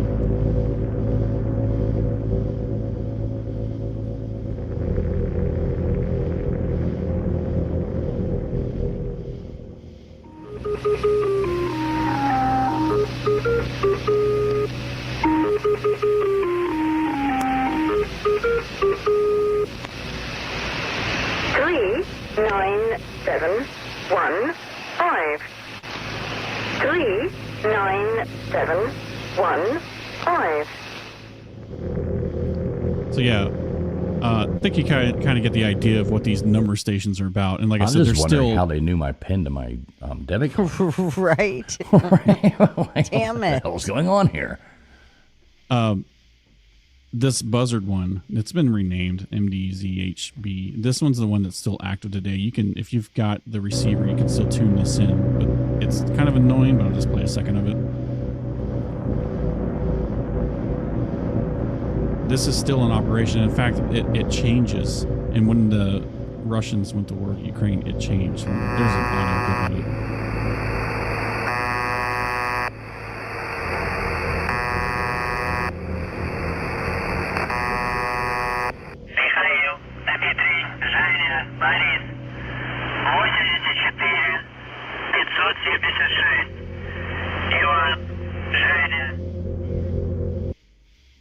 Right. So, yeah. Anywho, number stations. Those, like I said, it was conspiracy theory, became conspiracy fact.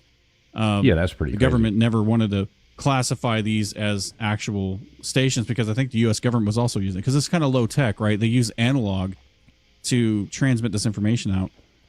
You know, they say about analogs like unhackable, right? Well, kind of is, kind of isn't. But in this case, you know, they were able to encryptically talk to whoever needs to listen to it and get their message across without fears of anybody else figuring out unless they've cracked the decoder, which there was only one, you know, number code in existence when this was going on. So that's crazy.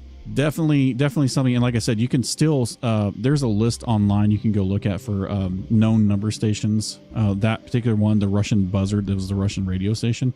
Again, when the Ukraine war broke out, an hour after Putin declared war on it, the station changed and it started sending out instructions, and it hadn't done that in months.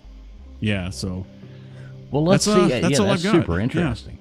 Well, let's see. We've got a few people back here, you know, wanting to come on and give us their thoughts. So, without further ado, let's see what they have to say. We have Outpost Nerd coming up on here. Hey guys, how you doing, man? Not exactly sure who you are. I just want to make sure, cover our butts here. No, don't take any offense to it. How you doing tonight? I'm doing pretty good. I'm on the skeptical side about that hotel one, honestly. Yeah, you know, same. I think Baker, it was you that said that the shots were set up too nicely. His reaction was not what I expected. Not how I would react. I would be crapping my pants and running the other way. I wouldn't have even gone in. They were like, "Do not enter," and he's like, "Oh no!" He just walks right in the door, you know. And one point I made in chat: there's no shots or proof of what he said going on inside in that video. So I'm like, eh. And two, he said when he walked in, he said the shower was on. Yeah. So I like your comment. Why is your pin the same as my luggage code? That old Mel Brooks baseball joke. Right. But I had to kind of experience that Gutter had with her mom, with my grandmother. A few years ago, I'm walking into the grocery store and I see the pastor of my old church. Did not like the man at all. And he waves, big wave for me. And I just act like I don't see him. So I walk through the very first aisle and I literally hear my grandmother, who's been dead since 2006. I hear her use my full government name like she was standing right behind me. And she looks at me and says, "Boyd," it's like she's saying, "Boyd, that is not very Christian-like." And I have to say, like, "Yes, ma'am, I know." And I ran out and talked to him. It came out good, but my grandmother had a interesting, I don't know if you'd say, a ghost experience. I mentioned this in chat a little bit. My grandfather died in like 76, and they were married for 20, 30 years. She said that the night, I can't remember if it's either after his funeral or after he died, she was laying in bed and he walks in and sits down on the end of her bed. She swore to the day she died she was not asleep, and she felt like the bed move, and he was sitting there just smiling at her and nodded his head, and she knew then that he was in heaven. He was finally at peace. So it's interesting. Go ahead. Sorry. No, I was gonna say it's interesting. I've heard other family members tell me kind of a similar story after their significant other passed. And yeah, it's interesting you say that, because I've heard this before, and just hearing you say it, I mean, I completely, I believe it. Well, you know, I'll tell you something funny, not to butt in, but like Mrs. Fools and I, we were sitting in here before the show, and we were, I was setting this up, going through some other stuff. We were looking for some flights, and we were talking about, just kind of having the conversation about, people passing, people, just the recent stuff that's happened in our lives, And right there outside on a branch, right outside the thing, there comes the red cardinal came. Just boom, lands on the tree branch right outside our house. Like we're sitting around the back porch with the door open, and here we're having this conversation. And, they always say the red cardinal is somebody coming to, visit you. And right there, here comes that red cardinal, sits on a tree. It was like, ooh, you know what I mean? Like, in a good way. You know what I'm saying? Yeah, I have a couple that show up. So I've lost all my grandparents, and I have probably about 3 or 4 that show up. So I sometimes think like, are they checking in on me? And I believe I'm a Christian, and I believe, and to be a Christian, you kind of have to believe in both the angelic and the demonic. They're two sides of the same coin. You can't believe one without the other, in honesty. Right, you can't have good. Good doesn't exist without bad. And you were talking about one of you mentioned it in the Bible, and my mind automatically went to King Saul when he went to the Witch of Endor about David, and she summoned the prophet Samuel, and Samuel said, you've taken me out of heaven for something so trivial. You're gonna die the next battle you're in. And he died the next day in battle, and then David became king. So right, I'm skeptical. I wouldn't say I'm an unbeliever in the paranormal, but I'm a skeptic. I'd like to know. I have to. What's the word I'm looking for? You'd have to see it with your own eyes. Yeah, like right there in front of you.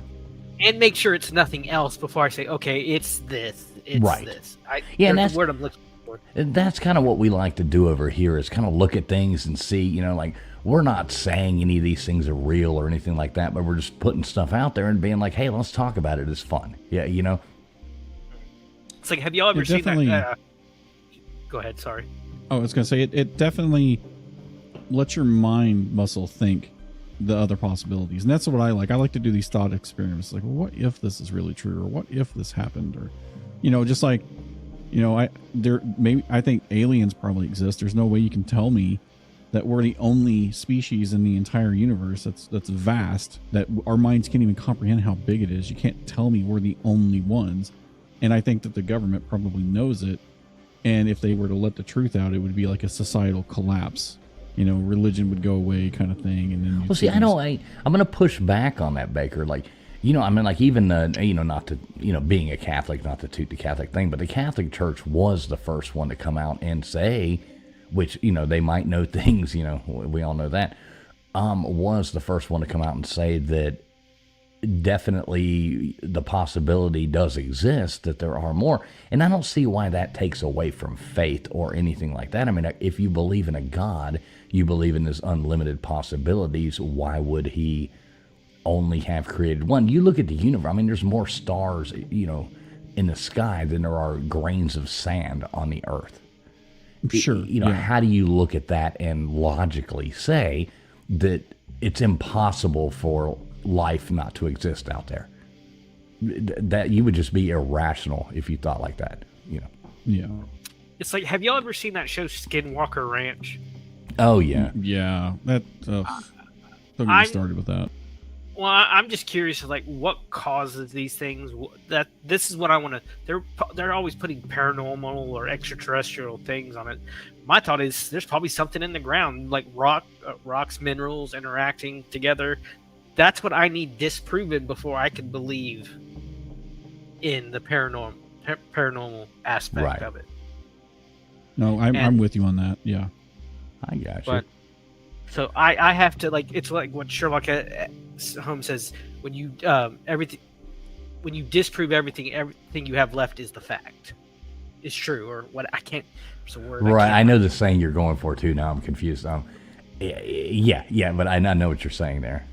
Sir Arthur Conan Doyle, and what a guy writing that stuff. I love Sherlock Holmes. Yeah.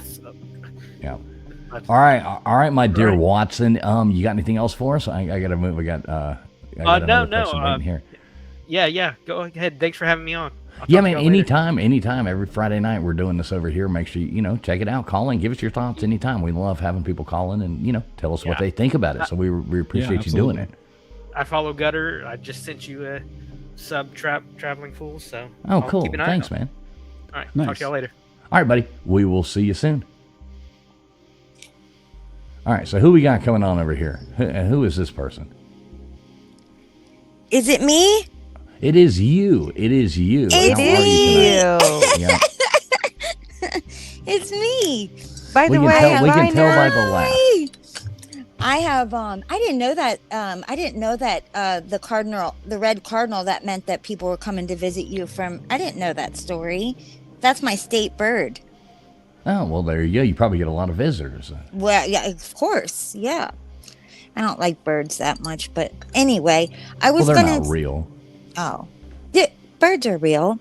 But anyway, I was gonna tell you that when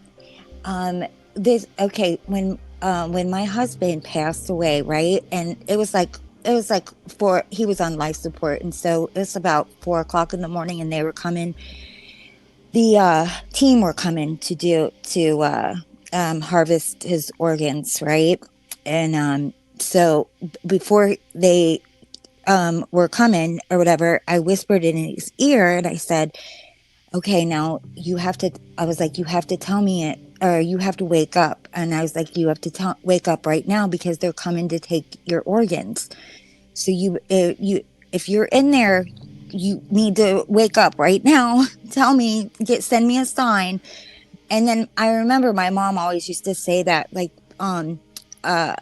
ghosts play with coin, like pennies from heaven, that kind of thing. She always said that ghosts are mischievous. So that video that you just showed, that is something that a ghost would do. They're mischievous, like turn the water on and turn the furniture upside down, that kind of thing. They'll open up all the cabinets, just mischievous stuff. They don't do anything to harm you, but they'll just do stuff like that or whatever. But anyway, I was telling him, I said, now, when you get to wherever you're going, and I go, let me know that you're okay. I said, send me some pennies from heaven. I said, in fact, send me quarters. That would be better. And I was saying that to him or whatever.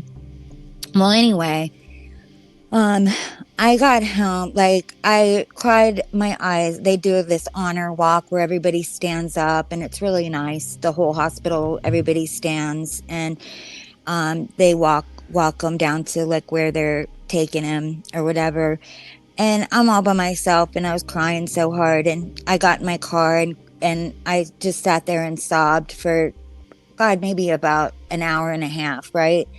I get home and I just want to, like, wash the hospital off of me. And so I go to get into the bath. I go to turn on the bath water and take a bath. And there is a penny in my bathtub. That was like the craziest thing ever. A penny in my bathtub. Then, like, another time. Oh, wow. That's pretty crazy. Isn't that crazy? Like, you get in it's one thing, like, to find a penny in your couch right, cushion or right. something But like in that, your tub? Yeah, you normally don't get in the bathtub with your clothes on. Right. I never have seen anything like that happen before. I cried so hard. Then, sorry that happened to you, though. Thank you. I'm sorry about it too. But then another time I woke up and there was a penny on the pillow next to me. That happened.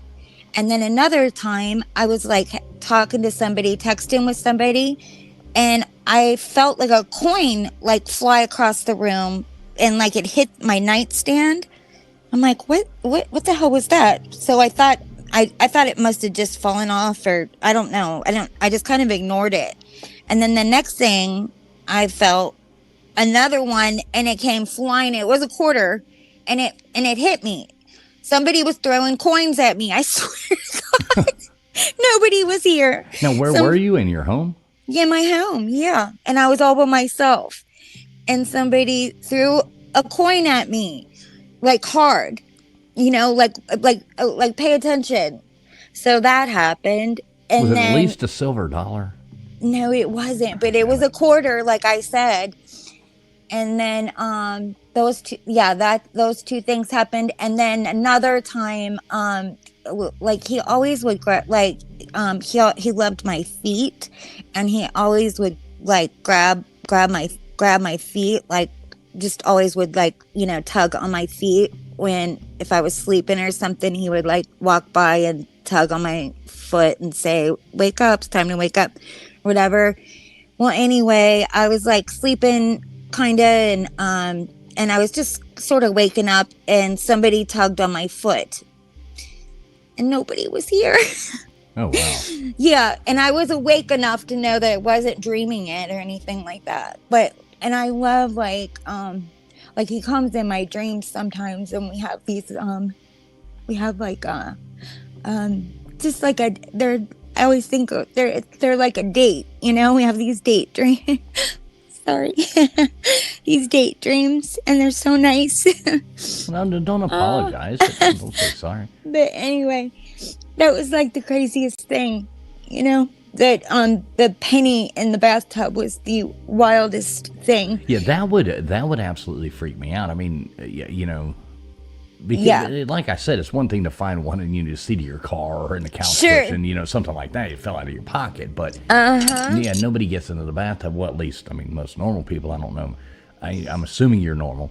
Yeah. You know, that you don't get in there and, you know, fully clothed into the bathtub. No, and I don't put change in my pants either, you know, like where I would put, you know, if I took off my clothes and change would fall off. Who wears pants? I try not to.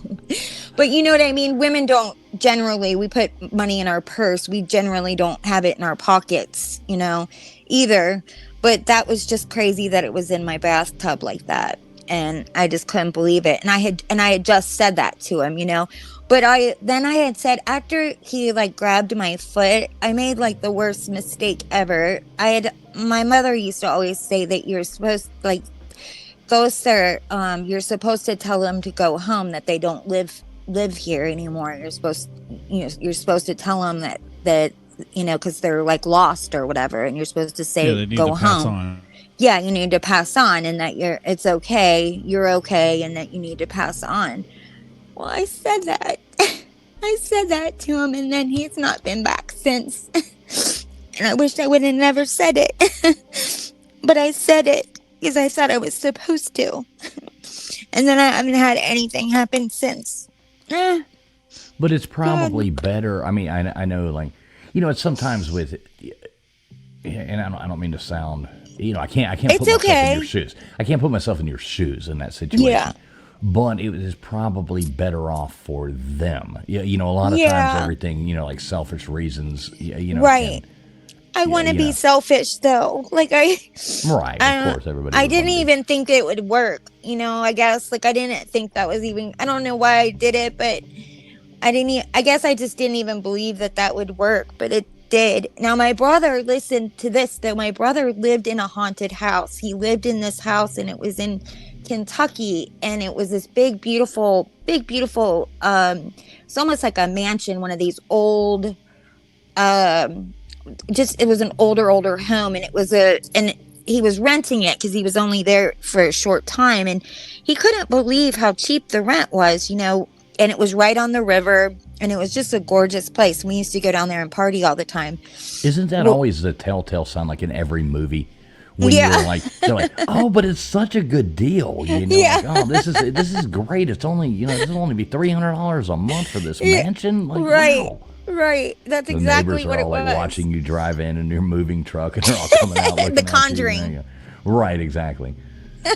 Sorry, didn't mean to interrupt. But. No, that's okay. But that does remind me of The Conjuring. But it was this great, big, beautiful home, and it was on the river. And every year there's a fireworks show that's on the river, and we always would go down there and party and stuff. And it was great. It was a great party house too. So anyway, my brother's like he's well, first of all, he works for the Secret Service, so he's like he's real fanatical about everything. Are you there? Uh-oh. No, we're experiencing audio difficulties. Oh, no. We hear you. Oh, I was like, I lost you guys. Hold on. Whoops. Can you hear me still? Yeah, we can hear you now. Oh, okay. So anyhow, when I he's just really like everything is always just perfect, like military style perfect, and he had a roommate and stuff, but he said that like he would just come home and all the kitchen cabinets would be opened, his drawers would be opened all the time. There would be sometimes he would be sleeping and a penny would fall from the ceiling, that kind of shit. And he's also like he doesn't believe in conspiracies whatsoever.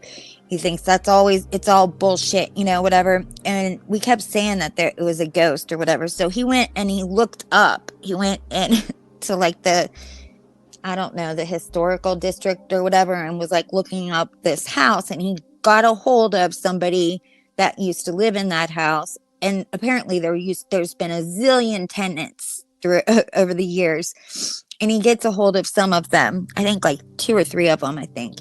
They all said the same thing, that it was haunted. They had the exact same stories, that the cabinets would open and, blah, blah, blah, the whole thing. So, and I guess like somebody had died in that house, and I don't know. And that's the end of the story. But so you think that when, maybe not you specifically, but in general, like when somebody passes on, do you feel like their energy is still left behind, and that's possibly like a shade of what they were, and like that's what we're experiencing? I don't know. I don't believe in that ghost hunter like device thing, like where it's like beep beep beep beep beep, and they're like, there he is. That's it. There's a cold spot. Yeah, they're checking the magnetic field. Yeah, they're out there like the person from Canada on the beach in South Florida with a metal detector walking around. Right. It's well, like, I mean, there is some science behind it, as far as why or how they came up with that. But you're right. Like I think it's kind of bullshit too. Just like they use those spirit boxes. Oh and all my God.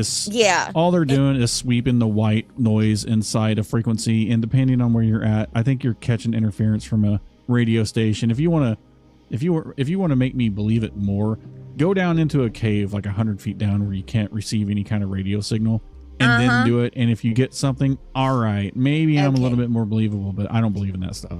And the other thing is why don't they ever turn the lights on? Like, see, when that guy went in the hotel room, he didn't turn it on. Yeah. So I can explain that one. So allegedly, the reason why they do that is so that they can take pictures in a full spectrum, like a full spectrum camera. So it covers, all the visible light waves that we can see in a picture. And allegedly, that's where spirits are able to be detected. There's some kind of anomalies that you can catch on your camera. If you have the lights on, it will interfere with that. That's why they do that. Well, cops do it too. Cops don't turn on the lights either. They always have their flashlight. And I don't understand that. Did you get this info from Misdemeanor Molly or? No, but I watched all those cop shows, and every time that, they go looking in a house or whatever, they come in and it's pitch black in the house and they never turn on the light. They use their flashlight. And it's like, turn the light on, damn it. Like, what? I don't understand why they do that. Why they just never ever turn on the light. The cops don't do it, and neither do these ghost hunters. Well, I mean, I can understand that. Sorry, Becker. Go ahead. No, I can understand the ghost hunters not doing it, especially because they're trying to like do shows, and it's all for clicks, it's all for views, it's all for things. I think most of the things you see on television, stuff like that. I mean, if it's a show and you're called ghost hunters, 99.99999% of the stuff you're doing is bullcrap. It's just a show. Yeah. Did you guys ever see, speaking of Ozzy Osbourne, rest in peace, his son Jack has a show called Ghost Hunters or whatever, and there's the craziest thing that happened to Sharon on that show. Did you see it, Baker? I know what you're talking about. I know the show, but I didn't listen. That show bored the hell out of me. I didn't watch it very long. Yeah, I didn't watch it either. I only watched that part when this happened to Sharon, and I believe it wholeheartedly that it happened. But she she was about they were about to go ghost hunting or whatever, and all of a sudden, out of nowhere, she just like goes into this like trance, and they didn't know what the hell was wrong with her. It was on camera and everything, and they took her to the hospital. And I mean, she is an entertainer. She is, I know. She's not an actress. No, but I mean, she's around actors and actresses. I mean, you know. I know, but she went to the hospital, though. Like, I mean, they called an ambulance. So, yeah, I don't know. It's theatrical, in my opinion. Well, but I would didn't normally see it. think... You saw it, I didn't see it. Yeah, I would normally think the exact same thing, because I'm a skeptic. I don't believe in a lot. I don't believe in a lot of this shit, but that I kind of believed it, and it's something I shouldn't have believed, but it was very believable, and it scared the crap out of Jack. Jack was scared, like it scared him to death. You know, he was like, mom, you know, and I mean, they didn't know what was wrong with her, and she just was in like this trance, you know. Oh wow. And then like the medics came or whatever, and they were taking her vitals and stuff, and her vitals were all weird. And then they took her to the hospital, and she was telling the doctors, you know, and they ran all these tests, and they said they didn't find anything wrong with her, you know, whatever. But, you know, it scared them to death. And I just saw it was a clip on the Howie Mandel show. I've never seen the actual show. I just saw the clip of it when they played it for Howie, and it was wild. Yeah, you guys have to watch it sometime. It's pretty crazy. So it's hard for me to believe anything I see on ghost shows, because, like Fool said, they're there for the views. You know, it's just like that Oak Island show. Right. Yeah, it's just like that Oak Island show. I lost interest in that about episode 4 because what was it? Oh, the Oak Island, Curse you know, of where Oak they're Island. looking for that. Yeah. They're, you know, they would hype up the entire season, like we found something. At the end of the season ended up being a fucking nail. Right. Yep. I want no part anything of that that's a reality show, anything it's all staged, it's all fake. You know, can't believe any of that. Hey, let's hear real quick. You know, we're closing in, getting close to 2 hours here, but we've had Mr. Duggar been sitting back there for a minute, so I got Duggar up on the line right now. What's up, Mr. Duggar? Welcome to the show, sir. Let me, before you say anything, let me please introduce you properly, sir. And keep having as many That's Duggars great. as possible. So it's going to be a Duggar America. Speaking of scary. everybody. yeah. How you doing, Duggar? I'm doing well. Y'all talking about how scary ghosts are, and then they got little redheaded son bitches like that out there. Whoa, she's scary. She's more scary than any ghost, man. You seen her lately? Yeah, she looks like she saw a ghost. I try not to see her. Yeah, she scare you. She needs some conditioner. On your topics for the night, you know, I've had 2 or 3 real experience, and yes, I do believe in spooks. I do believe in spooks. Mm-hmm. That's a Little Rascals reference right there. Yeah, I just want to tell you straight up. I was down in South Texas at an old ranch, and I'm talking about a ranch that was established in the 1800s.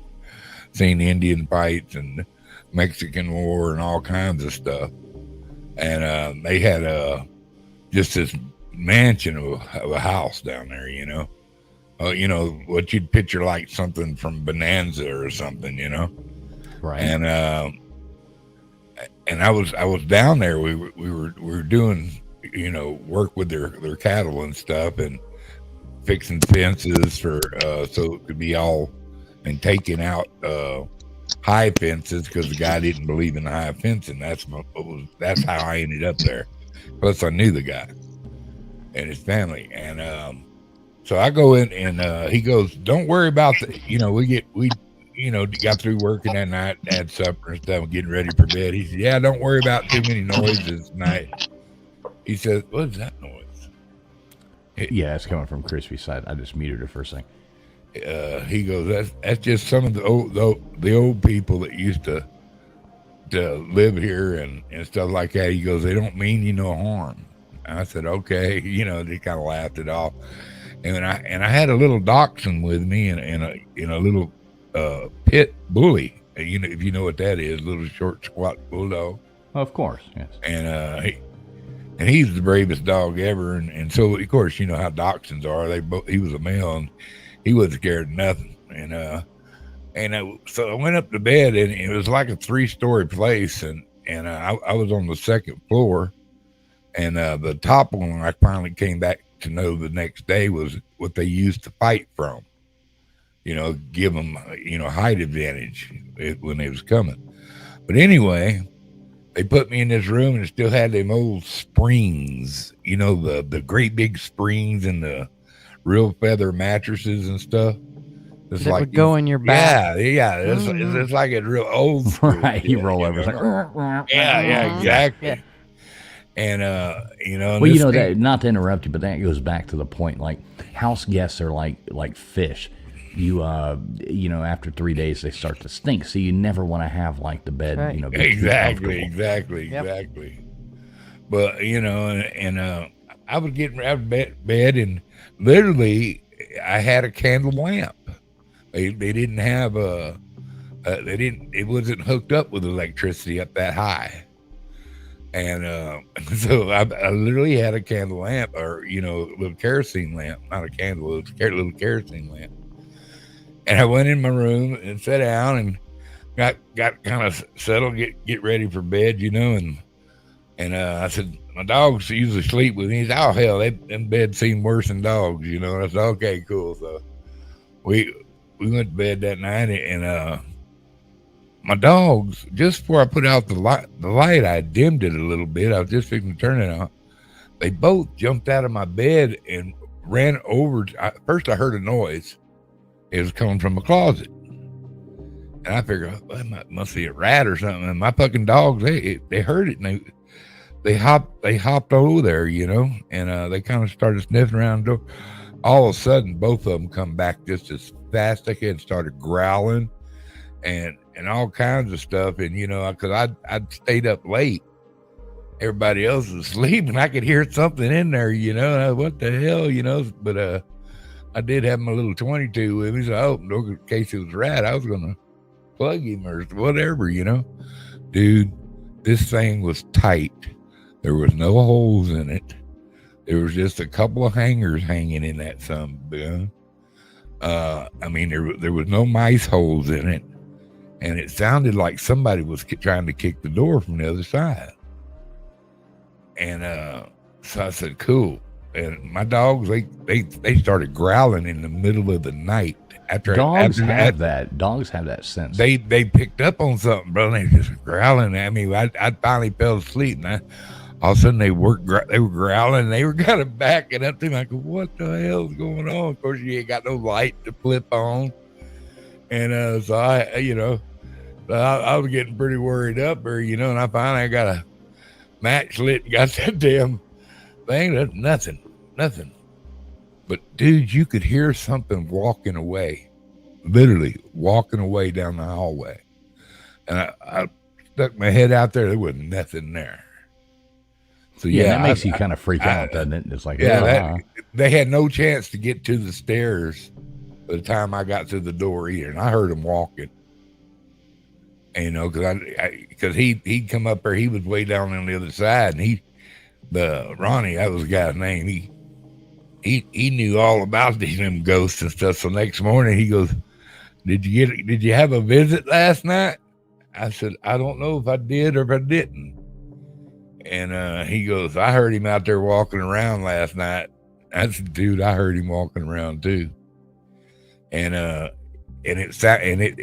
didn't quit walking when I stuck my head in it, but there was no one there. That's what I'm trying to tell you. I could still hear him walking down that hallway, but there was nothing there. I was spooked. Oh, wow. Yeah, that's crazy. Andrea makes a good point here. So this is kind of a funny joke. And you go back to your story here in a second, Doug. Andrea says, laughing my ass off, I just realized with all this freaky stuff, you have 6,680 whatever 6,000. My numbers right now are 6,666 all the way across the board as far as subscribers. And it was funny, Andrea. It's funny you say that because it was the other day. YouTube numbers will fluctuate. People, I'm going to unsub or whatever. And I saw 6,666, blah blah blah the other day, and I was like, oh, Jesus, can I please, can we please move on from this? And then next thing I know, right after I said that, I refreshed it and it went 66664. And I was like, oh, well, I wanted it to go the other way. I didn't want to go backwards. I wanted to go forward. So, yeah, if anybody could sub up this knot, that would be great. Get us to, the 6,667. You actually went up to 667, but I went ahead and unsubscribed because I knew it was irritating. I knew you were the devil, lady. I knew you were the devil. By the way, hello, Gutters. Hello, Mr. Duggar. Hi, Crispy. Baker Snob, what's up, brother? Crispy might not know. I actually muted Crispy a minute ago because her mic was back feeding. Yeah. You there, Crispy, still? Hold on here. Yeah, I'm here. Wait. Okay, you sound better now. Yeah. Wait, she don't know. When you muted me, I was already muted. I muted myself, and then okay. Yeah, and so I was like, how am I the problem child? I was already muted. I don't know. Your little icon was flaring up. I don't know. But yeah. Okay. Oh, what's my still? Oh, wait. Oh, here. I'm sorry. I don't have. Okay, here. Let me fix it. Did you get my email, Mr. Duggar? No, baby, I didn't. Okay, well, just when you get done with the show, check it, please. Oops. And we lost Duggar. So yeah, I think we're right now hitting that 2-hour mark. We already go. We got nobody else back in the back. Well, here comes Duggar back. Oh, I was gonna tell you guys, if you ever looked in the if you ever looked up the mermaids that wash up, oh my God, they're the craziest things. They're mermaids. Well, you have ever to seen call them? Wait. You have to call them mer-they, thems now. Mermaids. That's Mermaids. I was going to jump in and make that joke, but I'm glad somebody else did. Sorry, beat you to it. You got to be fast around here, Baker. You got to be fast. That's right. The wit over here is fast. But have you ever seen them, Baker? No, I never grew up near the ocean, so or any kind of body of water. I didn't see them in person, Baker. I just saw them on the internet. I thought that's what you were asking me. No, look them up on the internet and pull them up so our guests can I see. saw that documentary that the Discovery Channel did a couple years ago, and that was kind of freaky. It kind of makes you think. It's crazy. I heard them. Giant squid. No, they're not, Mr. Duggar. They've got long hair. Well, a lot of people put them to, what the hell are they called? The damn water cows. What the hell are they called? Water cows. Manatees. Thank you very much. I've got some great videos of manatees that I can't post because it was people watering them, because they love to be watered. And it's illegal, and I'm not posting. Water? What do you mean? Well, manatees, manatees are mammals, just like dolphins and stuff. And they travel across, through the, salt water, and then they'll go into brackish water, and then they'll go and fill up on fresh water, and then go back to the brackish and go. So they love, if you're at a boat dock washing your boat off, or something like that, they'll love to come up because they want that fresh water. And I understand that it can mess up their, habitat or their, natural cycles. But I've got this great video. They're thirsty though. Mama, daddy, and baby manatee all poking their heads out, just drinking out of the water hose. But I can't post it because I'm technically the people who were doing that, I didn't even know the people, but I don't want to put that on somebody. Oh, you think they'd get arrested? Well, I don't know if they get arrested, but it's 2025 and everybody. Yeah, good on you. Good on you, fools. I'm not going to post it, but it was so cute. Way to mess up. Little baby, but poking his head out drinking, because they'll come right up to you with the water hose because they're like, refresh us. We need this water. Yeah. And I would hate doing it. So, Duggar, since you're here, I just want to ask you real quick before we end the show.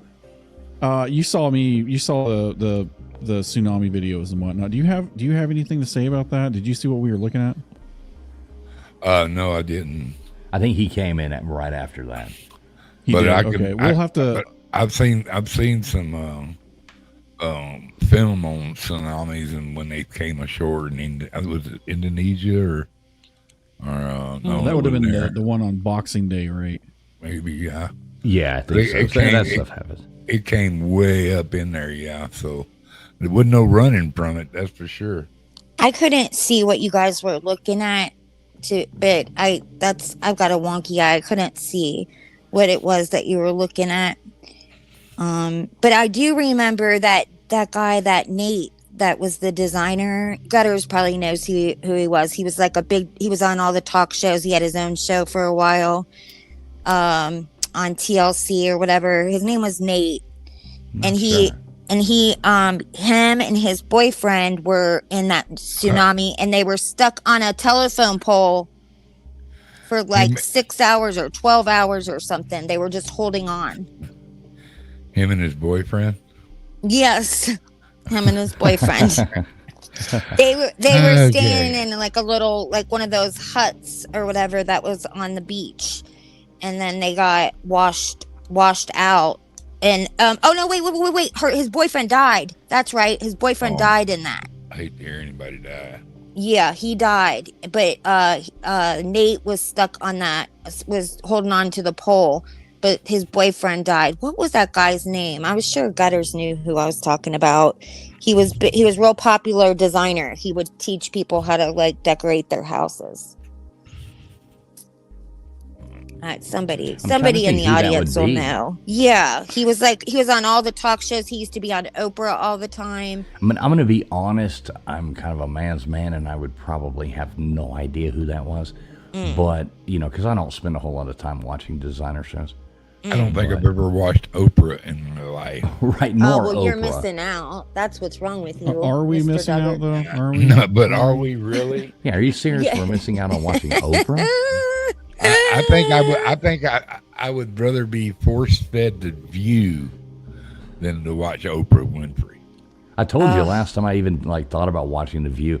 I sat there and I was at a dentist office, and I walked in there and they sat down and they're like, okay, well, make yourself comfortable and lean back in the thing. The girls were walking up doing this and The View's on in front of me. And I'm like, I don't care. You can keep the Novocaine. You can do whatever because I had to get a filling.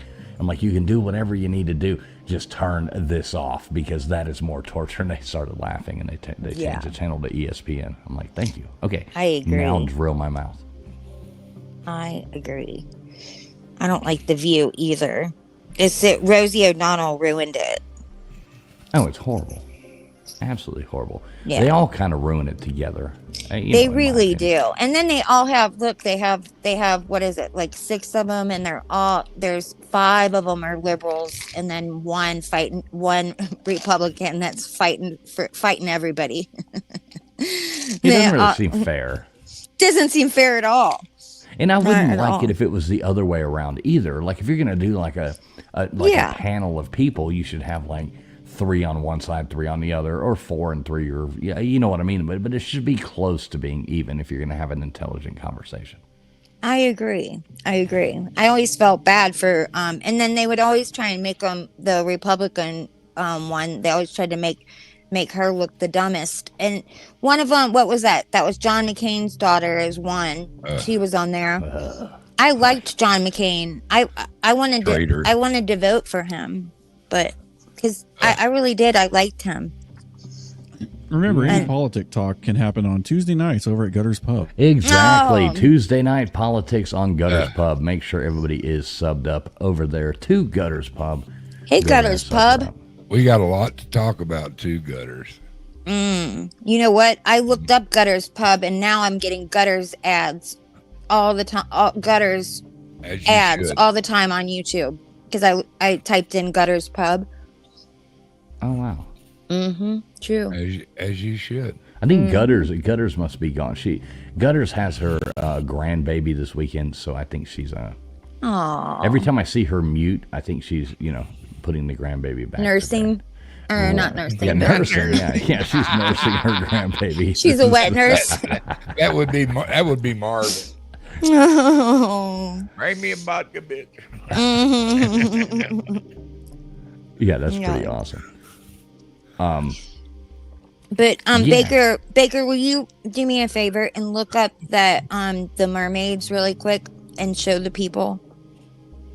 Well, we might save that for another show because I think we were going to tie it in with another topic we were talking about. Oh, thanks a lot. Yeah, you have to when you talk to Baker too. You have to be like Mark Levin. You have to be like, Mr. Producer. Mr. Producer, will you please look up? Will you please look up? I can't. What? I was trying to do it. Did it sound good? Did you believe it was someone else? Oh, 100%. I was actually shocked for a moment. Hey guys, I'll be back in 2 seconds. We're gonna wrap this up here in a minute, but I do have a dog over here scratching the door. I have to let out. Baker, Crispy, Duggar, y'all got this for 2 seconds? Yes, we're gonna look up mermaids. Look up mermaids. Oh, we are. Yeah. Well, we can look up mermaids. I have no way to bring it up. Fools is the only one that has that capability. Oh. So, but we are gonna do a show on that. We've talked about doing like mythical kind of mythology stuff, like mermaids and giants and giants. What is the? Yeah, there's claims from certain archaeologists that say that before humans roamed the earth, there were giant or there were giant humans or whatnot that roamed. And when they say giant, I think that they're talking like 9, 10, 11 feet tall. They're not talking like 30 foot tall. You know what I mean? Oh, okay. Well, I know that there's those kinds of people. I love little people. They found those bones in Utah. So yeah. So yeah, we were going to do a show about that. And of course, mermaids falls in line with that. So that's all going to be later on. So you definitely need to tune in for that. We don't have all of our material put together for that just yet, but it's coming. I still don't know exactly what we're going to be doing for next week. We are going to be at full capacity next week. I think we are, at least. I think we're going to be at full capacity next week. So we'll have both LW and KJ back. So, where is LW? Is he hanging with his new friends? He's on a well-deserved vacation, and so is KJ. Oh. Yep, both of them. And luckily, and Gutters, man, she's been super tonight. She's had to kind of wrangle her grandson while she's been doing the show, so she's been multitasking like Wonder Woman would. Yes, I love Wonder Woman. So yeah, I always wanted to be Wonder Woman. I love that outfit. Right, I really do. But yeah. So anyways, those are going to be upcoming shows that we're going to do. I think tonight, just to kind of wrap things up from my side, I enjoy doing this. This is stuff that I already enjoy, like looking at whenever I can't fall asleep in YouTube, or when I can't fall asleep and I get on YouTube. I tend to try to find something that makes my mind kind of think, and think in different ways. Like I said, I kind of flex my mind muscle or have thought experiments because it's sometimes it's fun to get lost in your own thoughts. Yeah, don't talk about flexing your mind muscle. It's a family show. We don't want to know about it. Okay. Right. No, I'm just teasing. Yeah, what muscle is Baker? He's trying to flex. Yeah, I mean, it's one of those things I enjoyed showing, especially like Fools and Gutters didn't know some of the stuff I was going to show them, so it was kind of like a shock factor on some aspect. But this is a really good put together show, and I appreciate Fools and Gutters letting me kind of take the reins and do this. Well, you always do a nice job, Baker. Yeah, Baker does do a good job. Yeah, you really do. And I think you do a great job on camera. You're a good producer. I think all of it. Yeah. All good things, Baker. You really do. You do a nice job. You're going to make the guy blush now. You're going to make him blush. Well, as long as he's not flexing his mind muscle. His head's going to grow like TF's. And no. When my contract negotiations back up, I'm going to remember this conversation. I already put it in your file, Baker. I appreciate it. You're welcome. And I put it in your file, and I put a lot of things in the file about you, Gutters. Oh, thank you, darling. Oh no. Hopefully it was all good. Right, I can only imagine. We'll talk about it at the next HR meeting. Okay. Uh-oh. Shit. I mean, dang, see, I'm going to I just put that in there now. I know. These HR meetings, I know. They're killing me. That's what happens. when you're a moderator. They need a file cabinet just for my file. Yes. Yours is big. It's a thick file. Yes, I that way at most of my jobs. Oh, you're a good employee, I bet. But I think in your story though, Gutters, I do think that was your mom. And you're not supposed to overload my mom would yell at me about overloading my washer too. So same thing. Yep. Like the agitator. Yes. I was like, the only agitator is you, Mama. Right. She's like, Julie. She'd go off on me. You know it also. So what do you think? What do you think? Like kind of closing this up as well. What do you think about like the closure of the night? Like what do you think of it, Gutters? What do you think? I think that we could go down this road to a lot more stuff. Because there is so much of it. When I started looking it up, it was amazing how much stuff there was. Right. Yeah. I was going to say that the appliances are not made the way they used to be. When I was a kid, everybody's appliance, we had the same appliances our whole lives. And then now you buy an appliance and they only last for a few years. I swear I buy a vacuum every 2 years. We had the same one for my whole life when I was a kid. You had to have a running start to push it. But it lasted forever. But not anymore. They don't make appliances. Them to mess up now. Yeah. That's what I think. I agree. Yeah, they make them to mess up. They want you to have to buy another one. They could make a light bulb go forever. They could make a light bulb go forever. Well, light bulbs do kind of go forever now. But they still don't go forever. I mean forever. They can make a light bulb go forever. Yeah, so. And you know what else I think is our technology is so good, but then if you watch any interrogations or whatever, they have the worst, talk about audio snob, they have the worst audio in those interrogation rooms. I always think you have to have better cameras and audio in an interrogation, but they don't. They have terrible ones. No, and a lot of that though, they always say why are you going into a like the crime things happening and are going back and looking at somebody robbing a gas station, so to speak. Yeah. And it's why is that such horrible quality? Well, they're only filming at the lowest rate because of the fact that they it's a constant loop. They only have so much memory going. There is something to that. Right. It's not like some big conspiracy. That why that footage is also horrible. It is, it just is. Well, I get that. That's at a location. I'm talking about at the police station. At it's the same thing. I mean, you know how cheap they are. I mean, it's a government thing. Mm-hmm. You're probably right. But yeah, you would think that they would, when there's a big crime that they're trying to solve, that they might want to get to the footage right away instead of going back a week later, and then they're like, oh yeah, we lost that footage because it recorded over itself. It's well, damn, you had 4 days to get it or whatever, and it records over itself. I don't know. Just my thoughts. If I was the president, I would fix that. Well, there you go. We should all vote for. We should all vote for you. Everybody vote.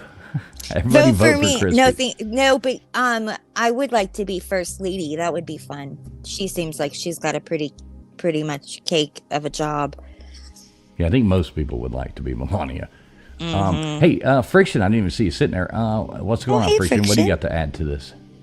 I'd rather be president. You'd rather be president. Yeah. Okay. Yeah. So what do you think? You got to go. We're about to wrap this up. I didn't even see you there. I think you must have came in while I was, feeding the deer off the porch. Of course you were. Yeah, it seems like just the right time to have it come in. But I was just coming back to kind of bullshit with you for a second afterwards. And well, you got a ghost story for us real quick before we hop off here. I mean, Yeah, they're like I've said in the past that when I've walked down the hallway in my house that I've heard something fly to the other side of the room in my daughter's bedroom, and there was like this little box that I had of scarves and mittens and things like that were in the very top of my daughter's closet, and they ended up flung into the wall, knocked some stuff loose on the wall, and all of my daughter's scarves were like everywhere in her room. It's not like it just fell from the wall and then, they just fell in a pile. Like they were all scattered throughout her room. And, my husband was home working from home that day. And I was just like, did you just hear that? And he's like, did I hear what? Did you not just hear that thud? Because I live in a 1960s built house, so there's always weird sounds, but not like that. And he said he didn't hear it. And when I walked into my daughter's room and I saw the stuff just all over her room, I had been in there earlier that morning after I dropped her off at school, and there was no explanation for that for me or for my husband. That's kind of creepy. And that's not the first time that something crazy just happened in this house, which I don't think anybody's died in this house. I think that the guy that we bought this house off of was the original owner, and his family were the original owners. So and he was really, really old when he ended up having to get moved over to an old folks home, nursing home, whatever type thing, upstate.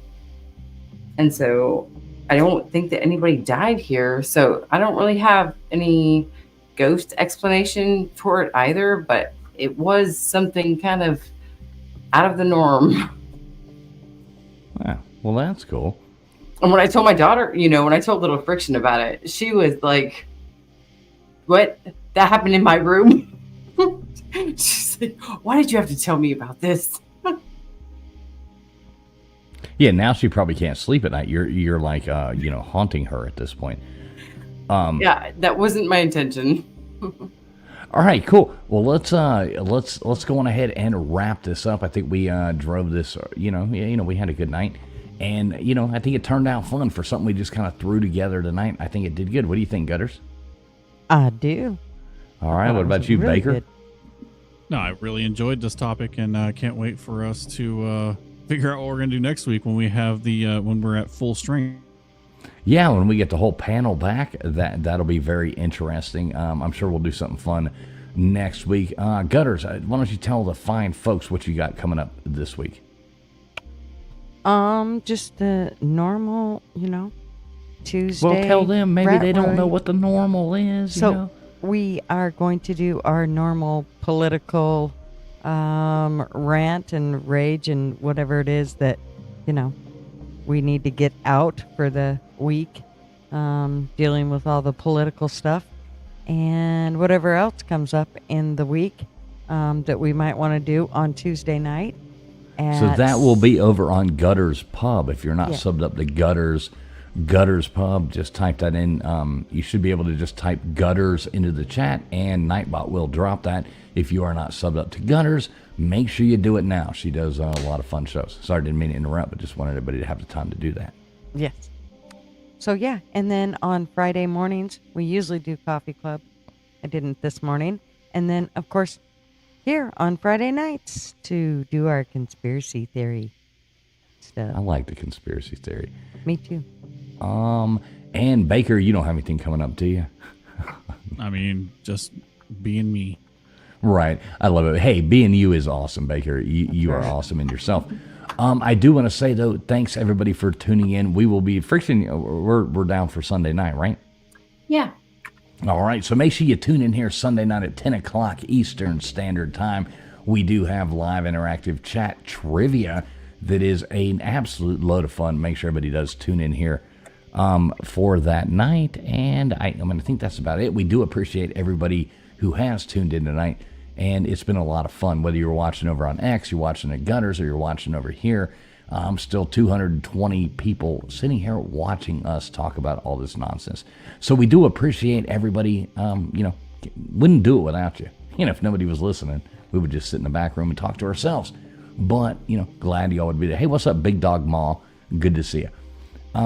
Everybody have a great night. I think we're going to go out of here about the same way we came in. But, have a good night, everybody. Thanks for tuning in, and we will see you soon. You're listening to the ASN Podcast Network.